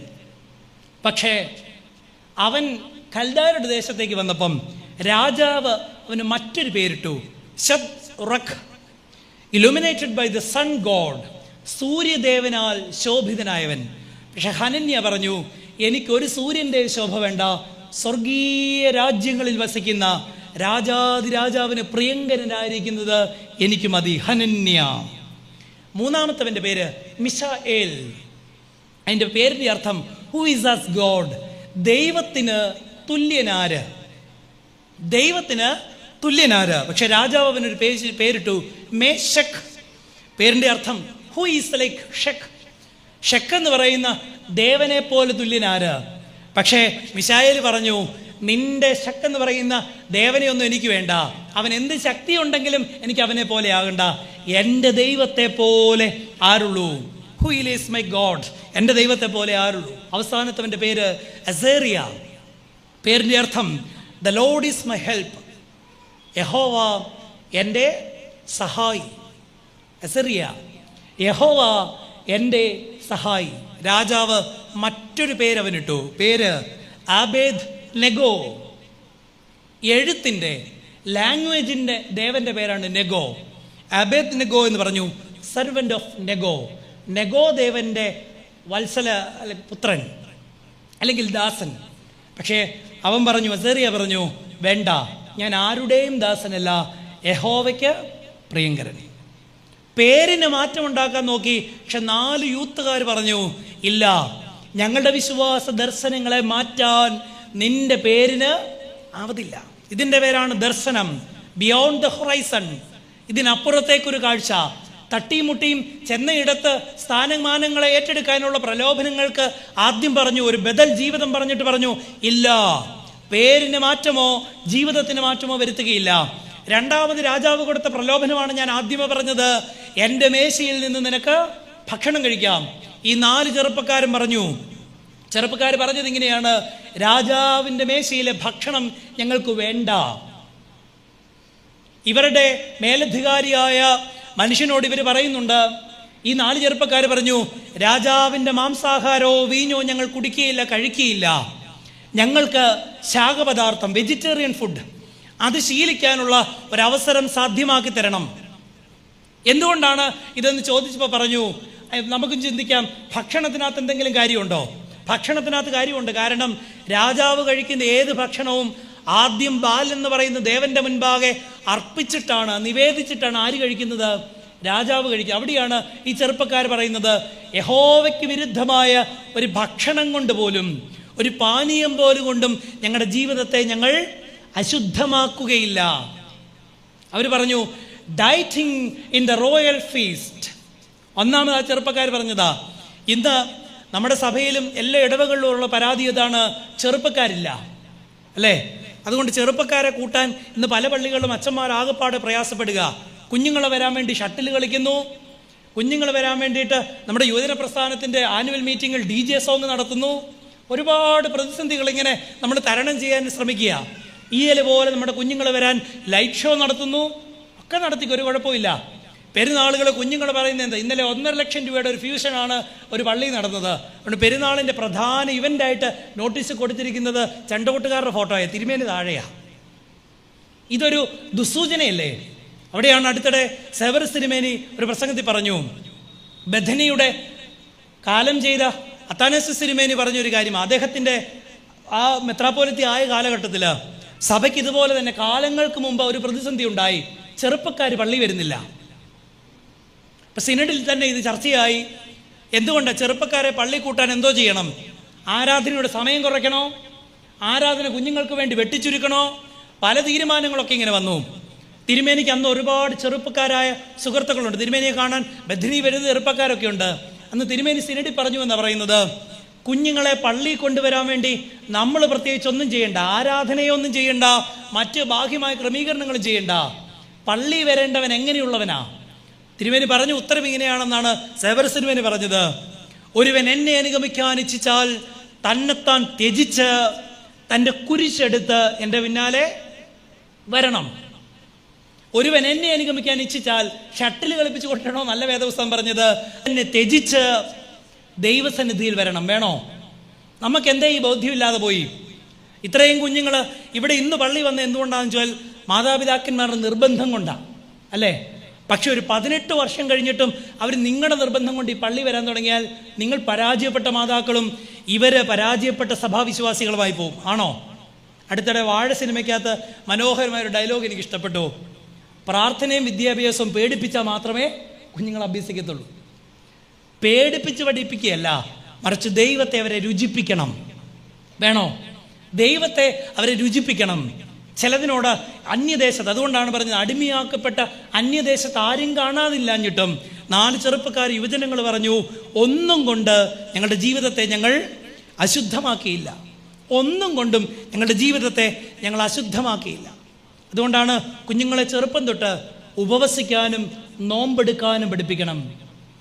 വിവേകാനന്ദനെ കുറിച്ച് ജീവചരിത്രം എഴുതിയപ്പോൾ ആ പുസ്തകത്തിലൊരു ഭാഗം ഇങ്ങനെയാണ് പറയുന്നത്, തൻ്റെ ബാല്യത്തിൽ കുടുംബത്തിൽ ഇച്ചിരി പ്രതിസന്ധികളൊക്കെ ഉണ്ടായിരുന്നു. അതുകൊണ്ട് സാമ്പത്തിക പ്രതിസന്ധികളുടെ മധ്യമൊക്കെ ഭക്ഷണത്തിനൊക്കെ അവർ വളരെ പ്രയാസപ്പെടുന്ന ഒരു സമയത്ത് വിവേകാനന്ദൻ ചെയ്യുന്ന ഒരു കാര്യം പുസ്തകത്തിൽ രേഖപ്പെടുത്തുന്നത് ഇങ്ങനെയാണ്. അദ്ദേഹം ഉച്ച സമയത്ത് ഭക്ഷണം കഴിക്കാറാകുന്ന സമയത്ത് അദ്ദേഹം അമ്മയോട് ഉറക്കെ വിളിച്ച് പറയും, അമ്മേ, എൻ്റെ സുഹൃത്തുക്കൾ വിളിച്ചിട്ടുണ്ട്, വലിയൊരു വിരുന്ന് അവന്മാർ ഒരുക്കുന്നുണ്ട്, അതുകൊണ്ട് ഞാൻ അവിടുന്ന് കഴിച്ചോളാം, ഇവിടെയുള്ളത് അമ്മയും സഹോദരങ്ങളും കൂടെ. എന്നിട്ട് വിവേകാനന്ദൻ വീട്ടിൽ നിന്ന് ഇറങ്ങിപ്പോകുമെന്നാണ് പറഞ്ഞത്. ഒരു സുഹൃത്തും ഒരു വിരുന്നും കഴിച്ചിട്ടില്ല. ഉള്ളത് തൻ്റെ അമ്മയും സഹോദരങ്ങളും മൃഷ്ടാന്നത്തോടു കൂടി കഴിക്കാൻ വേണ്ടതിന് ഉപവാസം അനുഷ്ഠിച്ച ഒരു മനുഷ്യനെ കുറിച്ചാണ് അത് പറഞ്ഞത്. നമ്മൾ ഉപവസിക്കും അല്ലേ? അടുത്തിടെ എനിക്ക് എന്നോട് വലിയൊരു ജാള്യത തോന്നി എൻ്റെ ഉപവാസമാണ്. രാവിലെ ഞാൻ ഉപവസിച്ചു, ഉച്ചയായപ്പോൾ എനിക്ക് വല്ലാത്ത വിശന്നു. ഞാൻ വലിയ പ്രതീക്ഷയോടുകൂടി ഓടിച്ചെന്നെൻ്റെ മേശ നോക്കിയപ്പം എൻ്റെ അരമനയിലെ പ്രായം ചെന്ന അമ്മച്ചി, അച്ചാമ്മ ചേച്ചി ഉച്ചയ്ക്ക് കഞ്ഞിയും വളിച്ചു പോയ പയറും എടുത്തു വെച്ചിരിക്കുന്നത്. എൻ്റെ ക്രോധം ജ്വലിച്ചു. പിറ്റേ ദിവസം തന്നെ തള്ളെ അരമനയെന്ന് പറഞ്ഞു വിട്ടാലോ എന്ന് വരെ ഞാൻ ആലോചിച്ചു. അന്നേരം വീണ്ടും ഈ വേദഭാഗം എൻ്റെ മനസ്സിലോട്ട് വന്നു. എൻ്റെ ഉപവാസം സത്യത്തിൽ വ്യർത്ഥമാണ്. ആണോ? ഉച്ചയ്ക്ക് എൻ്റെ മേശയിൽ സമൃദ്ധമായ ഒരു ആഹാരമുണ്ടെന്ന് അറിഞ്ഞുകൊണ്ട് ഞാൻ എടുക്കുന്ന ഉപവാസത്തിന് എന്തെങ്കിലും പ്രസക്തിയുണ്ടോ? ഞങ്ങൾ സെമിനാറിലൊക്കെ പഠിക്കുമ്പം അന്ന് നല്ല പ്രായം കൂടിയല്ലേ, വിശക്കുന്ന പ്രായമാണ്. ഞങ്ങളിങ്ങനെ കണ്ണിൽ എണ്ണയൊഴിച്ച് നോക്കിയിരിക്കും എപ്പോഴാണ് മണി. വൈകിട്ട് ചപ്പാത്തിയുള്ള ദിവസം ജിനുവച്ചനൊക്കെ വാതുക്ക വന്ന് നിൽക്കുമായിരുന്നു ഓടാൻ വേണ്ടിയിട്ട്. എന്നെയൊക്കെ ഇടിച്ചിട്ടിട്ട് ഓടിയിട്ടുണ്ട്. കാരണം ഞങ്ങൾക്കത് വലിയ കൗതുകവും കൂടിയാണ്. പക്ഷേ നമ്മുടെ ഉപവാസത്തിൻ്റെ ഒരു വലിയ പ്രതിസന്ധി എന്താ? നമ്മൾ പള്ളി ഉപവാസ പ്രാർത്ഥന കഴിയുമ്പോഴും കഞ്ഞിയുടെ അവിടുത്തെ ഇടിയെ നിയന്ത്രിക്കാൻ അച്ഛന്മാർക്ക് ഏറ്റവും പേടി. അതുകൊണ്ട് പറയും, വിശ്വാസികളെ നിങ്ങൾ തിരുക്കരുത്, അല്ലേ?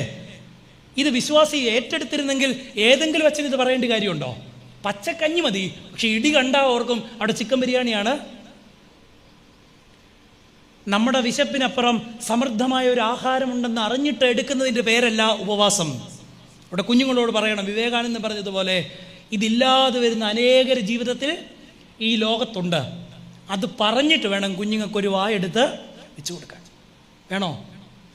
പട്ടിണി കിടക്കുന്ന ഒരുപാട് പേരുണ്ട് എന്ന് എന്നോട് അടുത്തിടെ എൻ്റെ ഒരു സുഹൃത്ത് വൈദികം വിളിച്ചിട്ട് ചോദിച്ചു, അച്ഛാ ഒരു 10,000 രൂപ കടം തരാമോ? ഞാൻ പറഞ്ഞ അച്ഛാ പാപ്പര. എടുത്ത വായച്ചൻ എന്നോട് ചോദിച്ചു, താൻ ഈ ഓടി നടന്ന് പ്രസംഗിച്ചിട്ട് ഈ കാശല്ല ഏത് ബാങ്കിലാണ് കൊണ്ടിടുന്നത്? എനിക്ക് നല്ല ആത്മാർത്ഥതയോടുകൂടി പറയാം, ഞാൻ കിഡ്നി കൊടുത്തോണ്ടായിരിക്കെ കിഡ്നി ഇല്ലാത്ത എല്ലാവരും ഇപ്പോൾ എന്നെയാണ് സമീപിക്കുന്നത്. എനിക്കിനി കിഡ്നി കൊടുത്തതിൻ്റെ ബാക്കി ഒരു നടപടി ഒന്നും അറിയത്തില്ല, എന്തൊക്കെയാണ് ചെക്കപ്പ് ചെയ്യേണ്ടതെന്ന് പോലും അറിയത്തില്ലാത്തൊരച്ഛനാണ്. പക്ഷേ എല്ലാവരും വന്ന് വളരെ ആധികാരികമായിട്ട് എന്നോട് ചോദിക്കും, ഒരു കിഡ്നിയും കൂടെ തരാമോ എന്നുള്ള രീതിയിലൊക്കെ ചോദിക്കുന്നത്. അപ്പം ഞാൻ എല്ലാ മാസവും ഒരു കുടുംബത്തിന് ഈ സാധനങ്ങൾ മേടിച്ചു കൊടുക്കും. കഴിഞ്ഞിടയ്ക്ക് അവരെങ്ങനെ സ്ഥിരമായിട്ട് വിളിച്ചോണ്ടിരിക്കുക. ഞാൻ ആകെപ്പാടെ പഞ്ഞത്തിലിരിക്കുന്നൊരു കാലമാണ്. വളരെയധികം എന്നെ അസഹ്യപ്പെടുത്തപ്പോൾ ഞാൻ അവരോട് ദേഷ്യപ്പെട്ടു. ഒരു അമ്മയാണ്, 2 മക്കളും വയ്യാത്ത കുഞ്ഞുങ്ങളുള്ള ഒരു അമ്മയാണ്. ഞാൻ അവരോട് ദേഷ്യപ്പെട്ടു. എൻ്റെ പൊന്നു ചേച്ചി, എൻ്റെ കയ്യിൽ 1 രൂപയുടെ നിവർത്തിയില്ല, വല്ലതും ഉണ്ടേ ഞാൻ തരാം. പക്ഷെ അന്ന് വൈകുന്നേരം അവർ വീണ്ടും അരമനെ വന്നു. എന്നിട്ട് പറഞ്ഞു, അച്ഛാ വേറെ ഒന്നും അച്ഛൻ മേടിച്ച് തന്നില്ലേലും കഞ്ഞി വെക്കാൻ ഇച്ചിരി അരി ഞങ്ങൾക്ക് എടുത്തു തരാമോ? എൻ്റെ ജീവിതത്തിൽ ഞാൻ തിരിച്ചറിഞ്ഞൊരു കാര്യമാണ്, നമ്മൾ ചിന്തിക്കും നമ്മുടെ ചുറ്റുപാടൊക്കെ ഉള്ളവർ എല്ലാവരും സംതൃപ്തരുമാണ്. അഭിമാനം കൊണ്ടോ അവമാന ഭയം കൊണ്ടോ ഇല്ലാത്ത ഒരുപാട് പേര് നമ്മുടെ ഇടവകയിൽ കാണത്തില്ലേ? ഇല്ലേ? അവിടെയാണ് ചില കാര്യം നമ്മുടെ കുഞ്ഞുങ്ങളെ പഠിപ്പിക്കേണ്ടുന്നത്. ഉപവാസം എന്തിനു വേണ്ടിയാ? നോമ്പ് എന്തിനു വേണ്ടിയിട്ടാ? നീ വിശപ്പറിയണം. ഇത് കഴിഞ്ഞ് നിനക്ക് സമൃദ്ധമായി ഉണ്ടെന്നറിയാൻ വേണ്ടിയിട്ടല്ല, നീ വിശപ്പറിയണം. കുഞ്ഞുങ്ങളെ ഇത് അഭ്യസിപ്പിക്കാൻ തക്കവണ്ണം ഇടയാകണം. അതുകൊണ്ട് കുഞ്ഞുങ്ങളോട് പറയണം, ഈ ലോകത്തിൽ ചില തിരിച്ചറിവുകളോടുകൂടെ ചില പ്രലോഭനങ്ങളെ അതിജീവിച്ച് മുന്നോട്ട് പോകണം. കത്തോലിക്ക സഭയിലെ പ്രശസ്തനായ കൺവെൻഷൻ പ്രാസംഗികനാണ് ജേക്കബ് മഞ്ഞളി അച്ഛൻ. നല്ല രസകരമായ പ്രസംഗം അച്ഛൻ്റെ. അച്ഛൻ ഒരനുഭവം പറയുന്നുണ്ട്. അഭയ കേസൊക്കെ ഇങ്ങനെ വളരെ സജീവമായി എയറിൽ നിൽക്കുന്ന സമയത്ത് അച്ഛനും ഒരു സഹവൈദികനും കൂടെ എറണാകുളത്ത് മറൈൻ ഡ്രൈവിൽ കൂടി ഇങ്ങനെ വൈകുന്നേരം കാറ്റുകൊണ്ട് നടക്കുകയാണ്. ഒരു നടക്കാൻ പോയതാണ്. ഈ അഭയ കേസ് വൈദികരെയൊക്കെ ഇങ്ങനെ ആരോപിച്ചപ്പം അവിടെ ഇരുന്ന് ചെറുപ്പക്കാരൊക്കെ അച്ഛന്മാരെ നോക്കി കൂക്കി വിളിക്കാനും കളിയാക്കാനും തുടങ്ങി. ഈ അച്ഛന്മാർക്ക് വലിയ സങ്കടമായി. അച്ഛന്മാർ നിരാശപ്പെട്ട് നടത്തം നിർത്തി തിരിച്ച് അരമനയിലോട്ട് വന്നു. അരമന വന്ന് ദുഃഖാർത്തര വൈകിട്ട് കഴിക്കാനിരുന്നപ്പം മെത്രാപ്പോലിത്ത അവരുടെ കൂടെ വന്ന് കഴിക്കാനിരുന്നു. അവരോട് ചോദിച്ചു, എന്താ പറ്റി? അച്ഛന്മാരുടെ മുഖം വാടിയിരിക്കുന്നു. അച്ഛന്മാർ പറഞ്ഞു, ഞങ്ങൾ ഇന്നപോലെ നടക്കാൻ പോയതാണ്. ഇപ്പോഴത്തെ ഈ സാഹചര്യം വെച്ചുകൊണ്ട് കുറേ ചെറുപ്പക്കാർ ഞങ്ങളെ അപഹസിച്ചു, ഞങ്ങളെ കളിയാക്കി. തിരുമേനി പിതാവ് അവർക്ക് കൊടുത്തൊരു മറുപടി വളരെ പ്രസക്തമാണ്, നമുക്കും നമ്മുടെ കുഞ്ഞുങ്ങളോട് കൊടുക്കാം. അച്ഛാ, ലോകത്തിലെ എല്ലാ കാറ്റും നമുക്ക് കൊള്ളാനുള്ളതല്ല, ലോകത്തിലെ എല്ലാ കാഴ്ചയും നമുക്ക് കാണാനുള്ളതല്ല. നമ്മുടെ കുഞ്ഞുങ്ങളെല്ലാം ഇപ്പോൾ പുറത്തോട്ട് പോവുക അല്ലേ? പുറത്തോട്ട് പോകുന്നതിന് ഒരു പ്രശ്നവും ഇല്ല.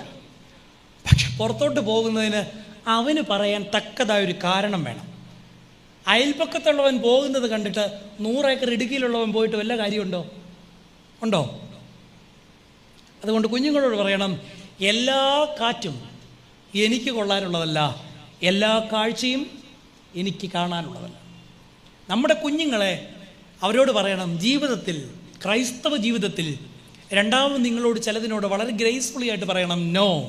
പ്രലോഭനങ്ങളോട് പറയണം, എന്ത് വെച്ച് നീട്ടിയാലും. അതുകൊണ്ടാണ് ഞാൻ ദാനിയേലിൻ്റെ അനുഭവം പറഞ്ഞത്. അവർ പറഞ്ഞു, രാജകീയ മേശയിൽ ഉപവാസം, dieting in the royal feast. രാജകീയ മേശയിൽ ഞങ്ങൾ ഉപവാസം അനുഷ്ഠിക്കും. രണ്ടാമത് പറഞ്ഞു, പ്രലോഭനങ്ങളോട് നോ എന്ന് പറയണം. മൂന്നാമതൊരു കാര്യം കൂടെ പറഞ്ഞ് ഞാൻ അവസാനിപ്പിക്കുകയാണ്. മൂന്നാമത്തെ പ്രതിസന്ധികളാണ്. ജീവിതത്തിൽ ക്രൈസ്തവ ദർശനത്തിൽ നിന്ന്, വിശ്വാസ ദർശനത്തിൽ നിന്ന് നമ്മളെ മാറ്റിക്കളയുന്ന മൂന്നാമത്തെ കാര്യം പ്രതിസന്ധിയാണ്. അധികം വിശദീകരിക്കേണ്ട കാര്യമൊന്നുമില്ല. വേദപുസ്തകത്തിലെ ഈ ഭാഗം, പ്രത്യേകിച്ച് വിശുദ്ധ ലൂക്കോസിന്റെ സുവിശേഷം 16-ാം അധ്യായത്തിൽ 19-ാം വാക്യത്തിൽ തൊട്ട് നമ്മൾ ഒരാളെ 2 വ്യക്തികളെ പരിചയപ്പെടുന്നുണ്ട്. അതിൻ്റെ മനോഹരമായൊരു വിശദീകരണം സെൻറ്റ് ജോൺ ക്രിസോസ്റ്റം തരുന്നത് സേവ്യർ തിരുമേനി അദ്ദേഹത്തിൻ്റെ മൗനയാനം എന്ന് പറയുന്ന പുസ്തകത്തിൽ വിവരിക്കുന്നുണ്ട്. ധനവാന്റെയും ലാസറിൻ്റെയും ഉപമ നിങ്ങൾ വായിച്ചിട്ടുണ്ടോ? ഇല്ലേ? ഉറക്കെ പറയണം, ഉറങ്ങിയോന്നറിയാൻ വേണ്ടി ഞാൻ ചോദിച്ചേ. ധനവാന്റെയും ലാസറിൻ്റെ ഉപമ അവിടെ വായിക്കുന്ന ഇങ്ങനെയാണ്: ധനവാൻ ദിവസേന കഴിച്ച് സുഖിച്ച് പുളച്ച് ധൂമ്രവസ്ത്രം ധരിച്ച് തൻ്റെ കട്ടിൽ പട്ടുമെത്തയിൽ സുഖേന കിടന്നുറങ്ങി. ആണോ? ഇത്രയുമാണ് ധനികൻ്റെ എന്താ പറയണ്ടേ വളരെ സമൃദ്ധമായ ജീവിതത്തെ പറ്റി പറയുന്നത്. പക്ഷെ ഇപ്പുറത്ത് പേരെടുത്ത് പറയുന്ന ധനവാന്റെ പേര് വേദപുസ്തകത്തിൽ കർത്താവ് പറയുന്നില്ല, പക്ഷെ ദരിദ്രൻ്റെ പേര് കർത്താവ് പറയുന്നു. അതുകൊണ്ട് ലോകപ്രകാരം എന്തെങ്കിലും ഉണ്ടെങ്കിലോ ദൈവം ഓർക്കുമെന്ന് ആരും വിചാരിക്കേണ്ട. ദരിദ്രൻ്റെ പേരാണ് യേശുക്രിസ്തു ഓർക്കുന്നത്. അതുകൊണ്ട് ദരിദ്രനായ ലാസറിൻ്റെ ദാരിദ്ര്യത്തെക്കുറിച്ച് വേദപുസ്തകം കൃത്യമായിട്ട് വർണ്ണിക്കുന്നത് ഇങ്ങനെയാണ്. അല്ലെങ്കിൽ സെൻറ്റ് ജോൺ ക്രിസോസ്റ്റം അക്കമിട്ട് ഓരോ കാര്യങ്ങൾ അവനെക്കുറിച്ച് പറയുകയാണ്. എങ്ങനെയാണ് ലാസറിൻ്റെ അനുഭവത്തെ ദൈവം വിവരിക്കുന്നത്? ഒന്ന്, ധനവാന്റെ എച്ചിൽ പോലും കിട്ടാത്ത ദാരിദ്ര്യം. അല്ലേ? സാധാരണ ദാരിദ്ര്യമല്ല, ധനവാൻ കഴിച്ച് മിച്ചം വെക്കുന്ന അവൻ്റെ മുള്ളും കഷ്ണം പോലും കിട്ടാത്ത ദാരിദ്ര്യമാർക്കുണ്ടായിരുന്നു? ലാസറിനുണ്ടായിരുന്നു. രണ്ട്, നായ നക്കുന്ന വ്രണങ്ങൾ. അത്രമേൽ ഒന്ന് കൈയെടുത്തുയർത്തി അതിനെ ആട്ടിയോടിക്കാൻ കഴിയാത്ത ദാരുണമായ അവസ്ഥ ആർക്കുണ്ടായി? ലാസറിനുണ്ടായി. ആശ്വാസവാക്ക് പറഞ്ഞ് ജീവിതത്തിന് ഒരു തണുപ്പേകാൻ ആരുമില്ലാത്ത മനുഷ്യനായിരുന്നു ആര്? ലാസർ. ഇത്രയൊക്കെ നമുക്ക് സഹിക്കാം. നാലാമതൊരു കാര്യം പറയാണ്, തൻ്റെ ഈ വലിയ ദാരിദ്ര്യാവസ്ഥയിലും അയൽക്കാരൻ്റെ അല്ലെങ്കിൽ ധനികൻ്റെ സുഖം, അവൻ്റെ ആർഭാടം കണ്ടിട്ടും അത് കണ്ടുകൊണ്ടിരിക്കേണ്ടി വരുന്ന അവസ്ഥ. പറഞ്ഞു മനസ്സിലായോ? ബാക്കിയൊക്കെ നമുക്ക് സഹിക്കാം. നമ്മൾ ഇത്രയും വേദനപ്പെടുമ്പോഴും ദുഷ്ടനായ ധനവാന്റെ ഉയർച്ച കാണുക. അടുത്തത് പറയുന്നത് എങ്ങനെയാണ്? ആ ദുഷ്ടൻ്റെ സമൃദ്ധി, പെരുപ്പം. ഇനി അടുത്തത് പറയുന്നു, തൻ്റെ ദുഃഖം പങ്കുവെക്കാൻ ജീവിതത്തിൽ ആരുമില്ല എന്ന ഏകാന്തത, പരിഹാസം. ഇത്രയുമാണ് ഇവൻ്റെ അവസ്ഥയെ വിസ്തരിച്ച് സെൻറ്റ് ജോൺ ക്രിസോസ്റ്റം പറയുന്നത്. പക്ഷേ ഈ പ്രതിസന്ധികളിൽ ലാസറിനെ ക്രിസ്തു ഉയർത്തിക്കാണിക്കേണ്ടതിന് ആ ഭാഗം അവസാനിക്കുന്നത് ഇങ്ങനെയാണ്: രണ്ടുപേരും മരിച്ചോ? നമ്മളെല്ലാവരും മരണവാർത്ത പത്രത്തിൽ കൊടുക്കും അല്ലേ? അതുകൊണ്ട് അധികം സ്ഥാനമൊന്നും അലങ്കാരിക്കാതിരിക്കുകയാണ് നല്ലത് അല്ലേ? ബാലസമാജത്തിൻ്റെ പ്രസിഡന്റ്, ഭദ്രാസന പ്രതിനിധി, അസോസിയേഷൻ മെമ്പർ, സമാജത്തിൻ്റെ വടക്കോട്ട് പോയ പ്രസിഡന്റ്, പ്രാർത്ഥനായത്തിൻ്റെ ഇരുന്ന സെക്രട്ടറി, മുൻകാല സെക്രട്ടറി, ഇത്രയൊക്കെ നിങ്ങൾ എടുത്ത ഒരു കുഴപ്പം എന്നാണെന്നറിയാം, മനോരമക്കാരൻ ഓരോ വാക്കിനും പൈസ മേടിക്കും. കൊച്ചുമക്കൾ പോലും അധികമായി പോയാൽ ഒരു വാക്കിന്, ഒരു പേരിന് അവർ കൂടുതൽ. അതുകൊണ്ട് ജീവിതത്തിൽ ഒത്തിരി നീട്ടം, ഡിഗ്രികളൊന്നും വേണ്ട, നല്ല മനുഷ്യനായിരുന്നു മതിയോ? പക്ഷേ ഇവിടെ മരണവാർത്ത കൊടുത്തത് കർത്താവാണ്. ധനവാന്റെ മരണവാർത്ത കൊടുക്കുന്നത് ഇങ്ങനെയാണ്. ധനവാൻ ചത്തു എന്ന് വേണേൽ ഒറ്റ വാക്കി കൊളോക്കിലി പറയാം. ധനവാൻ മരിച്ചു, അടക്കപ്പെട്ടു. പക്ഷെ ലാസറിൻ്റെ മരണവാർത്ത കർത്താവ് പത്രത്തിൽ കൊടുത്തത് എങ്ങനെയാണെന്നറിയാമോ? ലാസർ മരിച്ചു, ദൂതന്മാരവനെ അബ്രഹാമിൻ്റെ മടിയിൽ ഇരുത്തി. മറ്റവന് 3 വാക്കേ ഉള്ളെങ്കിൽ ഇവൻ 8 വാക്കോളം ഇടക്ക് പറഞ്ഞു. ആണോ? ലാസറും മരിച്ചു, ദൂതന്മാരവനെ അബ്രഹാമിൻ്റെ മടിയിലിരുത്തി. നിങ്ങൾ പറ, ജീവിതത്തിൽ പ്രതിസന്ധികളുണ്ടായപ്പം നമ്മൾ ഏതെല്ലാം പള്ളികളിലൂടെ ഓടി ഇല്ലേ? എന്താണ് ഈ ദാരിദ്ര്യത്തിൽ ജീവിച്ച ലാസർ നമുക്ക് തരുന്ന പാഠം? It is near at the door. അവൻ്റെ വാതിക്കൽ പാപത്തിൻ്റെ ഒരു വലിയ വാതിൽ തുറന്നിട്ടുണ്ട്. എന്താ? അവന് വേണമെങ്കിൽ ആരോപിക്കാമായിരുന്നു, എത്രയോ ദുഷ്ടനായിരുന്നിട്ടും നീ ഇവനെ പന പോലെ ഉയർത്തുന്നില്ലേ കർത്താവേ എന്ന് ചോദിക്കാം.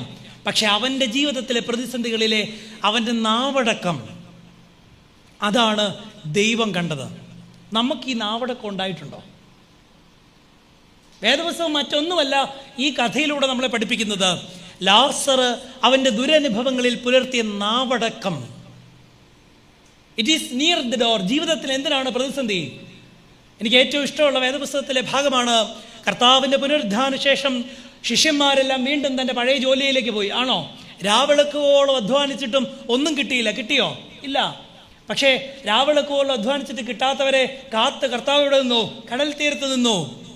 അവർക്ക് വേണ്ടി കർത്താവ് അവിടെ ഒരു തീക്കനലൊരുക്കി എന്നാണ് പറഞ്ഞതാണോ? തീക്കനലൊരുക്കി കർത്താവ് പത്രോസിൻ്റെ അരികിൽ വിൽക്കുന്നുണ്ട്. ജീവിതത്തിൽ പരാജയപ്പെട്ടു പോയ, അല്ലെങ്കിൽ ദൈവാനുഭവത്തെ എവിടെയോ നഷ്ടപ്പെടുത്തി കളഞ്ഞ, ശിഷ്യത്വത്തിൻ്റെ ഗുണം നേർപ്പിച്ച് കളഞ്ഞ ഒരു മനുഷ്യനായി, നഗ്നനായി പോയിട്ട് എവിടെയോ കളഞ്ഞു കുളിച്ച ശിഷ്യത്തിൻ്റെ ഒരു അംശം അണിഞ്ഞ് കർത്താവിൻ്റെ അടുക്കലേക്ക് വന്ന ശീമോൻ്റെ അടുക്കലേക്ക് കർത്താവ് ഒരു ജീവിതത്തിൽ ഒരു തീക്കനൽ കൂട്ടിയെന്ന് പറഞ്ഞത്. നമ്മുടെ ജീവിതത്തിലും ചിലപ്പോൾ ചില രോഗമായിരിക്കാം, സാമ്പത്തിക പ്രതിസന്ധിയായിരിക്കാം, മറ്റെന്തെങ്കിലും വിധത്തിലുള്ള പ്രതിസന്ധികളുടെ തീച്ചുള്ള കർത്താവ് അരികെ കൂട്ടും. എന്നിട്ട് കർത്താവ് ഒരു ചോദ്യം ചോദിക്കും, ഡു യു ലവ് മീ? നീ എന്നെ, നിങ്ങൾ എന്തോത്തരം പറയും? എന്തോത്തരം പറയും? ചുമ്മാ നുണ പറയരുത്. വെച്ച് കീച്ച് എത്ര അച്ഛന്മാർ കർത്തവ്യമായിട്ടിരിക്കുക, ഞങ്ങൾ എന്നാ പറഞ്ഞാൽ സ്തോത്രം പാടുമെന്ന്. നുണയന്മാർ. പക്ഷെ നമുക്ക് പറയാൻ സാധിക്കണം, ഒരു വിശ്വാസ ദർശനമുള്ള ഇതിനപ്പുറം, അതാണല്ലോ ലാസർ പറഞ്ഞത്, ഈ ലോകത്തിലെ കഷ്ടത ചിലപ്പോൾ നായനക്കും, വ്രണങ്ങളുണ്ടാകും, രോഗം കലശലാകും, പക്ഷെ ഇതിനപ്പുറം എന്താ അനുഗ്രഹം. ആ ഉപമ പറഞ്ഞവസാനിപ്പിക്കുന്നത് ഇങ്ങനെയാണ്, ധനവാൻ നിത്യനരകത്തിൽ പോയി, ലാസർ എവിടെ ചെന്നു? വെറും അബ്രഹാമാണോ? സ്വർണ്ണനാവുകാരനായ ഈവാനിയോസ്, അബ്രഹാമിന് അതെനിക്ക് തന്നെ തരണം. സ്വർണ്ണനാവുകാരനായ ഈവാനിയോസ് പറയുന്നത് ഇങ്ങനെയാണ്, അതിഥി സൽക്കാരപ്രിയനായ അബ്രഹാമിൻ്റെ മടിയിൽ ആരെ ഇരുത്തി? ആരായിരുന്നു അബ്രഹാം? വീട്ടിലോട്ട് കയറി വന്നവർക്ക് മട്ടൻ ബിരിയാണി വെച്ച് കൊടുത്തവൻ്റെ പേരല്ല അബ്രഹാം. വഴിയേ കൂടെ പോയ, കടമ്പനാട്ട് കത്തീഡ്രലിൻ്റെ വാതുക്ക കൂടെ പോയ 3 ദാസന്മാരെ വിളിച്ച് നിലത്തോളം കുനിഞ്ഞ്, അങ്ങനെയല്ലേ പറയുന്നേ, നിലത്തോളം കുനിഞ്ഞ് വഴിയേ പോയ ദൂതന്മാരെ വിളിച്ച് വീട്ടിൽ കൊണ്ടുവന്ന് ഭക്ഷണം കൊടുത്ത അതിഥി സൽക്കാര പ്രിയന്റെ പേരാണ് വേദപുസ്തകത്തിൽ ആര്? അബ്രഹാം. ഇനി പറഞ്ഞേ, ഈ ലോകത്തിൽ ഇത്രമേൽ തിന്മ അനുഭവിച്ച, ജീവിതത്തിൽ ക്ലേശങ്ങൾ അനുഭവിച്ച, പ്രതിസന്ധിയിൽ മുഴുകിപ്പോയ ലാസറിനെ സ്വർഗത്തിലെ ദൈവം എവിടെ എത്തിച്ചുവെന്ന് ചോദിച്ചാൽ, നിത്യജീവനെ കാക്ഷിക്കുന്ന നമ്മൾ പറയണം, അവനെ അതിഥി സൽക്കാര പ്രിയനായ അബ്രഹാമിന്റെ മടിയിലിരുത്തിയ ദൈവത്തെ ഞങ്ങൾ വിശ്വസിക്കുന്നു. പറയണോ? അതുകൊണ്ട് ഈ ലോക ജീവിതത്തിൽ നമുക്ക് എന്തുണ്ടാകാം? പ്രതിസന്ധികളുണ്ടാകാം. MN വിജയൻ മാഷ് പറയുന്നുണ്ട്, ഏകദേശം 25 വർഷത്തോളം അദ്ദേഹത്തിന് ഒരു വലിയ രോഗബാധയുണ്ടായി, ഇരിക്കാൻ സാധിക്കാത്തൊരവസ്ഥ. എഴുത്തുകാരനായ അദ്ദേഹം ഇരിക്കാതിരുന്ന എന്തോ ചെയ്യും? അദ്ദേഹം പറഞ്ഞു, ഈ രോഗാവസ്ഥയിൽ വലിയൊരു തിരിച്ചറിവ് എനിക്കുണ്ടായി, എഴുതാൻ കസേര വേണ്ട, ഭാവന മതി. രോഗത്തെ അദ്ദേഹം കണ്ട ഉത്തരം അദ്ദേഹം പറഞ്ഞത്, എഴുതാൻ എന്ത് വേണ്ട? കസേര വേണ്ട. എഴുതാൻ കസേര വേണ്ട, ഭാവന മതി എന്ന് പറഞ്ഞ എഴുത്തുകാരൻ നമ്മളോട് പറയുന്നത് എന്താ? ക്രിസ്തീയ ജീവിതത്തിന് ലോകപ്രകാരമുള്ള നേട്ടങ്ങളെ കുറിച്ചല്ല ബോധ്യം വേണ്ടുന്നത്. നമ്മുടെ ദർശനം ബിയോണ്ട് ദ ബൗണ്ടറീസ്, അതിനപ്പുറത്തേക്ക് നേടുന്ന നിത്യജീവനെ കുറിച്ചായിരിക്കണം. ആണോ? ഒരു പുരോഹിതൻ ഏറ്റവും കൂടുതൽ സമർത്ഥമായ ആരാധനയിൽ ഇഴുകിച്ചേരുന്ന ഒരു അനുഭവം ഏതാണെന്ന് ചോദിച്ചാൽ ഞാൻ പറയും, തുയോബോ ശുശ്രൂഷയാ. അവിടെ പ്രാർത്ഥനകളുടെ ആരംഭത്തിൽ മറയിട്ടതിന് ശേഷം നമ്മളെപ്പോഴാണ് പള്ളി ഏകദേശം ഒരു കണക്കുണ്ട് അല്ലേ? വിശ്വാസപ്രമാണമൊക്കെ കഴിഞ്ഞ് തുബ്ദൻ ഏകദേശം ഒന്ന് ഇരിക്കാൻ പാകത്തിനൊക്കെയാണ് നമ്മൾ. കാരണം പ്രഭാത നമസ്കാരം ആർക്കുള്ളതാ? അതുകൊണ്ട് കൊയറുകാർ പോലും പലരുടെ പള്ളികളിലും പ്രഭാത നമസ്കാരത്തിന്, കാരണം ആളെ കേൾപ്പിക്കാൻ പാടിയാൽ മതിയല്ലോ, ദൈവം കേൾക്കണമെന്നൊന്നും കൊയറുകാർക്കില്ല. ആളെ കേൾപ്പിക്കാൻ വന്നാൽ, അതുകൊണ്ട് എപ്പോൾ വന്നാൽ മതി, എപ്പോൾ വരണം? പള്ളി മണി അടിക്കുന്നതിന് മുമ്പ് പള്ളി എന്താ തുയോബോധി ചോദിച്ചാൽ വളരെ അലിഗോറിക്കലായിട്ടൊരു ഇൻ്റർപ്രിട്ടേഷൻ പറഞ്ഞാൽ, കന്യമറിയാമിൻ്റെ ഉദരത്തിൽ ക്രിസ്തു രൂപപ്പെടുന്ന സന്ദർഭമാണ് എന്ത്?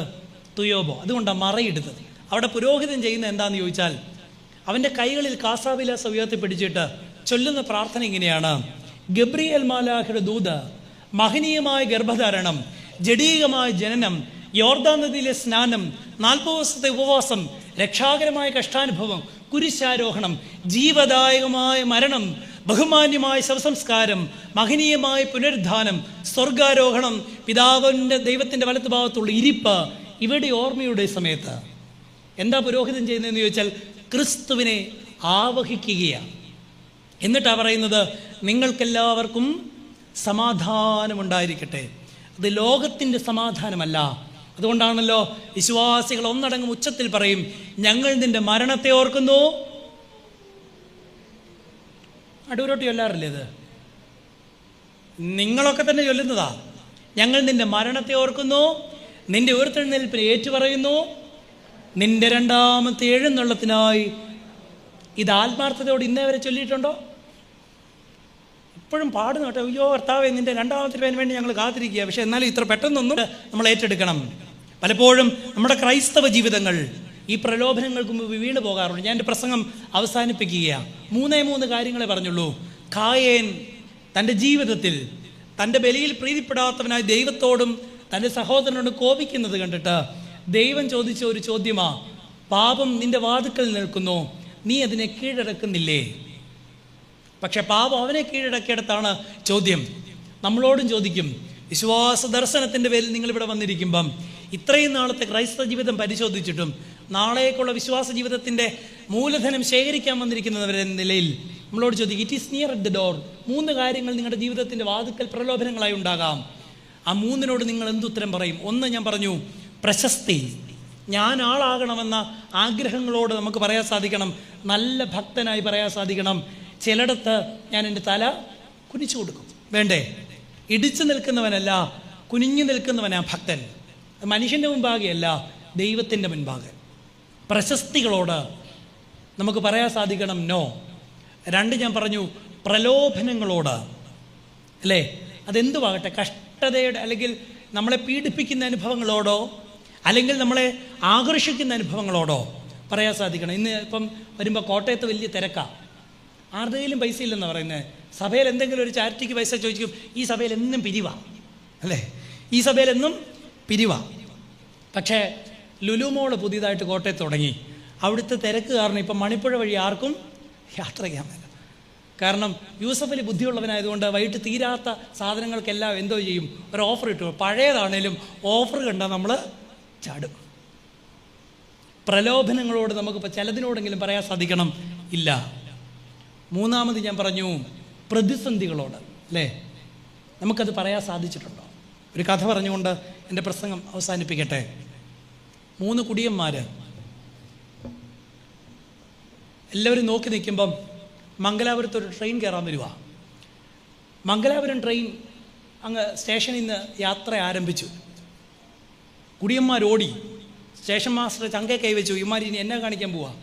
2 കുടിയന്മാർ ഒരു പ്രാകാരത്തിൽ ട്രെയിനെ ചാടി കയറി. 3-മത്തെ കുടിയൻ ട്രെയിനെ കയറാൻ വന്നു, പക്ഷെ തട്ടി താഴെ വീണു. സ്റ്റേഷൻ മാസ്റ്റർ ഓടിച്ച് ഇയാളെ പൊക്കി എഴുന്നേപ്പിച്ച് ചേർത്തിട്ട് കുടിച്ചിട്ടുണ്ടെന്ന് മനസ്സിലായിട്ട് പറഞ്ഞു, എൻ്റെ പൊന്നി ചേട്ടാ, ഇങ്ങനെ കുടിച്ച അധികകാലം ജീവിച്ചിരിക്കേണ്ടി വരത്തില്ല. ഏതായാലും ചേട്ടൻ അബദ്ധം പറ്റിയതല്ലേ, അവർ പോകുന്നേ പോട്ടെ, ചേട്ടൻ്റെ ടിക്കറ്റ് കൊണ്ട് അടുത്ത ട്രെയിനെ ഞാൻ കയറ്റിവിടാം സൗജന്യമായി. 3-മത്തെ കുടിയൻ പറഞ്ഞു, എൻ്റെ പൊന്നു സാറേ, അതല്ല കുഴപ്പം, ഞാനാണ് ശരിക്കും മംഗലാപുരത്തിന് പോകേണ്ടത്, എന്നെ യാത്രയാക്കാൻ വന്നവന്മാരാണ്. ഇന്നലെ ഒരു മെത്രാപ്പൊലീത്തായുടെ പ്രസംഗം നിങ്ങൾ കേട്ടു. തല കുലുക്കി നമ്മുടെ പെടലി പകുതി ഒടിഞ്ഞു. ഇന്നാരും തല കുലുക്കി ഞാൻ കണ്ടില്ല, പക്ഷെ കേട്ടിരുന്നെന്നാണ് എൻ്റെ വിശ്വാസം. നാളെ എന്നേക്കാൾ ശക്തനായവൻ വരുന്നുണ്ട്. അവൻ്റെ വാക്കുകൾ നമ്മൾ കേൾക്കും. പക്ഷെ കേൾവിക്കപ്പുറമായ, അല്ലെ, കേൾവി എന്ന് പറഞ്ഞാൽ വളരെ പെരിഫറലാണ്. ശ്രവണം, അത് ജീവിതത്തിൽ പ്രാവർത്തികമാക്കുന്ന ഒരു ആത്മീയ അനുഭവം നമുക്കുണ്ടാകാൻ തക്കവണ്ണം ദൈവത്തിൻ്റെ പരിശുദ്ധാത്മാവ് നമ്മളെ സഹായിക്കട്ടെ.